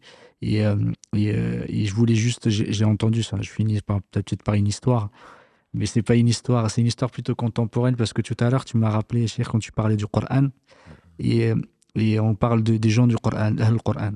Et tu disais qu'effectivement, il y en a qui s'intéressent beaucoup au Coran pendant le Ramadan et qui le délaissent les autres jours. Et quand on parle vraiment des gens qui s'intéressent au Coran et qui apprennent le Coran, on pense beaucoup aux pieux prédécesseurs, les gens qui nous ont précédés. On se dit effectivement, ça n'existe plus. Et j'ai entendu une histoire, c'est un des qui est contemporaine, un cheikh qui s'appelle, qui est un muqra', qui fait partie effectivement des grands récitateurs actuels, qui s'appelle Sofi, qui est un Somalien. On rapporte. Après, je ne sais pas si l'histoire est vraie ou pas. J'ai entendu d'un cheikh, il disait que son père l'a envoyé de Somalie, effectivement, l'a envoyé étudier à l'Azhar, étudier à l'école de l'Azhar en Égypte, le Qira'at, le Coran. Et il l'a envoyé, et quand il est revenu, et c'est là où on voit que on voit que le fruit, effectivement, ou la branche, elle vient d'un arbre, justement. Et c'est que cet amour pour le Coran, parce qu'il fait partie des grands récitateurs. Et ça ne vient pas de rien. Il y a quand même des fondements. Quand il est revenu voir son père, enfin qu'on passe une année, il revient pour les vacances. Il vient voir son père. Et la première question que son père lui dit, il lui pose, il lui dit كيف حالك مع القرآن. Il lui a dit quel est ton état par rapport au Coran. Il lui a dit, son fils, très content. Il lui a dit, alhamdoulilah, je finis le Coran, je fais khatm le Coran une fois par semaine. 10 hizb par jour, ça fait 6 jours. Le 7e jour, je révise un peu, voilà, ça fait 7 jours. Et là, son père, il regarde, il lui dit, et ton nafs, effectivement, tu n'es pas triste qu'un verset, que tu ne vois un verset qu'une semaine passe pour que tu revoies un verset que tu as lu. Par exemple, si tu lis Alif Lam Mim, Dalikal Kitab la Rayba Fi, tu n'es pas gêné de ne le revoir qu'une semaine après. Et là, son père, il le regarde, il lui dit, écoute mon fils, il lui a dit, tiens, il lui a donné l'argent pour, effectivement, il lui a dit, tiens, ton argent pour que tu puisses faire pour pouvoir partir, effectivement, et pour subvenir à tes besoins. Et là, il regarde, il lui a dit, c'est pas parce que tu es venu que tu vas me distraire de mon word, du Coran. Il a dit, va-t'en. Il a dit, laisse-moi. Quand j'aurai fini, tu viendras. Et c'est là on voit, pour lui, le Coran, c'était la priorité. Il n'était pas quelqu'un qui est son fils, il vient, effectivement, ça fait 1 an qu'il ne l'a pas vu, il lui aurait dit, mon fils, effectivement, il aurait tout délaissé. Mais lui, non, il lui est venu, il lui a parlé 2 minutes, il lui a dit, maintenant, c'est Moued. Il a dit, du Coran, tu ne vas pas me déranger. Il a dit, va-t'en, tu reviendras plus tard. Et c'est là où on voit, subhanallah, on se dit, ça m'a interpellé. Je me dis, il y a encore des gens, alhamdoulilah, subhanahu wa ta'ala, a mis cette lumière dont tu as parlé tout à l'heure. Il y en aura toujours. Et il faut s'en inspirer. Faut pas dire que c'est trop tard. Alhamdoulilah. Il faut pas dire que voilà, on n'arrivera jamais à la cheville de ceux qui nous ont précédés. Il faut voir que cette personne, il n'y a rien qui le distrait du Coran. C'est tous les jours. Et regarde, alhamdoulilah, que quand il produit, les chiens ne font pas des chiens ou chiens ne font pas des chats. Je ne sais pas ce qu'on fait, dans quel sens on peut le dire. Mais alhamdoulilah, c'est quand on voit ça, on voit d'où ça vient. Et qu'effectivement, alhamdoulilah, il y a quand même il y a du résultat. Quand on aime Allah subhanahu wa ta'ala, qu'on lui consacre toute notre vie, Allah subhanahu wa ta'ala nous donne de ses bienfaits. Et parmi les plus beaux bienfaits, c'est les enfants pieux et les enfants, alhamdoulilah, qui sont savants. Et alhamdoulilah, je finirai par ça parce que ça m'a marqué, ça a peut-être inspiré certains à dire qu'effectivement il n'est jamais trop tard et qu'on est, alhamdoulilah, malgré les siècles qui nous séparent de nos pieux prédécesseurs et des meilleurs d'entre nous, et alhamdoulilah, il y a toujours du bien dans cette communauté. Barakallah fik Mohamed. Je vous propose de prendre un dernier appel, Inch'Allah, et on va s'arrêter là, il commence à se faire tard. Allô, salam alaikum. Allô, salam alaikum. Alaikum salam. Désolé, en fait, je voulais savoir, vous voyez la prière des Maghreb, je ne sais pas si je la prononce bien ou pas. Et mon mari, en fait, à chaque fois quand je vais la prier, il me dit, non, c'est encore très tôt, il faut attendre 5 minutes, 6 minutes avant de faire la prière. Je ne sais pas si c'est bien ou pas, je voulais savoir, en fait. Il dit, c'est encore très tôt, regarde dehors, il fait encore, non, tu ne peux pas la prier, allez, là, il faut attendre. Après, moi, je ne sais pas, en fait. La prière a des heures. Le Maghreb en particulier, c'est une période qui est relativement courte. Bon, il ne s'agit pas effectivement de laisser, de tout laisser pour prier en 5 minutes, mais le Maghreb en général, c'est une trentaine de minutes, ça dépend de la longitude, etc. Donc, une fois que l'obscurité arrive, je ne sais pas de quel pays vous appelez, j'imagine que c'est de la France. Je suis en France, en fait. Je suis en France, à l'Île-de-France, à Paris. Donc, l'Île-de-France, vous voyez. Vous êtes à l'Île-de-France, une fois que les horaires sont fiables, une fois que vous voyez le Maghreb, ça veut dire que le Météo France dit que le soleil s'est couché, entre guillemets, c'est le coucher du soleil, vous pouvez prier. Après, si vous voulez faire prière à votre plaisir à votre mari, vous pouvez attendre 5 minutes de plus. Inch'Allah, il n'y aura pas de mal. Il n'y aura pas de mal, mais ce n'est pas la prière. La prière avant l'heure n'est pas acceptée. Elle n'est pas valide, donc elle n'est pas acceptée. Mais le Maghreb, il ne faut pas trop traîner, quoi. Parce que c'est la prière, c'est la période la plus courte, mais vous avez quand même un bon quart d'heure pour le faire. Mais dès que l'heure entre, alhamdoulilah, vous pouvez la faire. Vous pouvez la faire et elle est valable, Inch'Allah. Ok, d'accord. Merci beaucoup, c'est gentil. Barakallahu fik, assalamu alaikum. Effectivement, il commence à se faire tard. Je cherche juste une dernière question écrite, Inch'Allah. Elle est peut-être un peu marrante d'ailleurs. Quand on est à la mosquée, quand on est en pleine prière, dans un rang au milieu de la mosquée, et qu'on est à côté d'une personne qui est désagréable, on va dire. Donc, soit par l'odorat, soit par des bruits après avoir mangé, pour pas dire exactement. Est-ce que si vraiment ça nous déconcentre à un point où on ne peut pas tenir à côté de la personne, est-ce qu'on est autorisé de quitter le rang, de passer à l'arrière, de reprendre la prière? Il faut patienter. Et ensuite conseiller à ce frère ou lui offrir un parfum ou je ne sais quoi, amener une anecdote, quelque chose aussi, on le voit discuter avec quelqu'un, au lieu de parler directement à la personne, peut-être passer par son ami ou par son collègue qui trouvera, grâce à Allah, le moyen de le faire changer d'habit ou de moins bailler ou de rôter, comme ça arrive malheureusement. Et le prophète nous a mis en garde vraiment contre les mauvaises odeurs. Et il aimait particulièrement le parfum. Et pourtant, il avait le meilleur parfum, sallallahu alayhi wa sallam, sans parfum. On n'a jamais, ceux qui le connaissent, n'ont jamais senti un parfum meilleur. Au point qu'on a recueilli sa sueur pour en faire un parfum. Pour en faire un parfum, je veux dire, pour garder. Donc, il faut sentir bon, il faut essayer de sentir bon, il faut éviter de gêner les gens. Mais si la personne arrête la prière, elle aura perdu de patience. La prière fait partie, la patience fait partie de la prière. Elle essaye, alhamdoulilah, de le faire pour Allah, de patienter ce temps-là. Et maintenant, la personne est identifiée. Donc, j'imagine que soit à cause de sa casquette, soit à cause de son vêtement, et si elle n'en change pas, on évite bien sûr quelqu'un comme ça. Et si vraiment il n'y a personne pour conseiller cette personne-là, je lui dirais d'aller voir l'imam et de lui raconter cette histoire comme il te l'a raconté sur Instagram. Et donc, l'imam se doit de profiter d'une occasion pour dire l'importance de la tenue, l'importance de le respect de la prière, etc. Surtout quand il a identifié la personne, quand elle est là ou elle n'est pas là. Au moins rappeler ça pour que la personne se sente concernée. Voilà. Mais il ne faut pas quitter le rang pour aller... sauf si on n'a vraiment pas le choix. Si on peut patienter, il faut patienter. Plutôt que d'arrêter ensuite d'aller faire sa prière seul. J'ai des conseils. Barakallahu fik, Cheikh. On va s'arrêter là, Inch'Allah. Juste, je m'excuse auprès de tous nos frères et nos sœurs qui ont posé pas mal de questions juste quand on a commencé à prendre les questions. Et notamment la sœur aussi qui voulait poser 2 questions quand on l'avait eu par téléphone. Alhamdoulilah, on s'excuse. On avait mis des règles que j'ai oublié peut-être de rappeler en début des questions. Donc, ne nous envoyez pas pour ça, Inch'Allah, parce qu'il y a beaucoup de monde. Et là, il y a encore beaucoup de monde qui appelle. Et peut-être, je pourrais rappeler qu'on va lancer la nouvelle émission lundi, où là, vous aurez pendant 1 heure et demie le loisir d'appeler autant que vous voulez, Cheikh, pour échanger avec lui. Et je vous laisse, Inch'Allah, Mohamed et Cheikh, clôturer cette nouvelle émission. Barakallahu fik, jazakallahu khairan, je sais pas, Cheikh, si tu veux. Non, c'est juste comme j'allais le faire. J'allais le faire. Je te laisse le dernier mot. Barakallahu fik. Jazakallahu khairan, justement, barakallahu fik, on va dire, alhamdoulilah, les esprits se rencontrent. On va pas dire grand, mais juste les esprits. Alhamdoulilah. En tout cas, barakallahu fik, Cheikh, effectivement, par rapport à ces livres, est-ce qu'il y en a beaucoup qui nous ont posé la question sur certaines références en français concernant l'histoire de la jurisprudence. Il y a ce livre qui s'appelle L'histoire de la législation. Mais en fait, alors juste pour une petite remarque, c'est un résumé et non pas le livre, parce que le livre originel est beaucoup plus volumineux.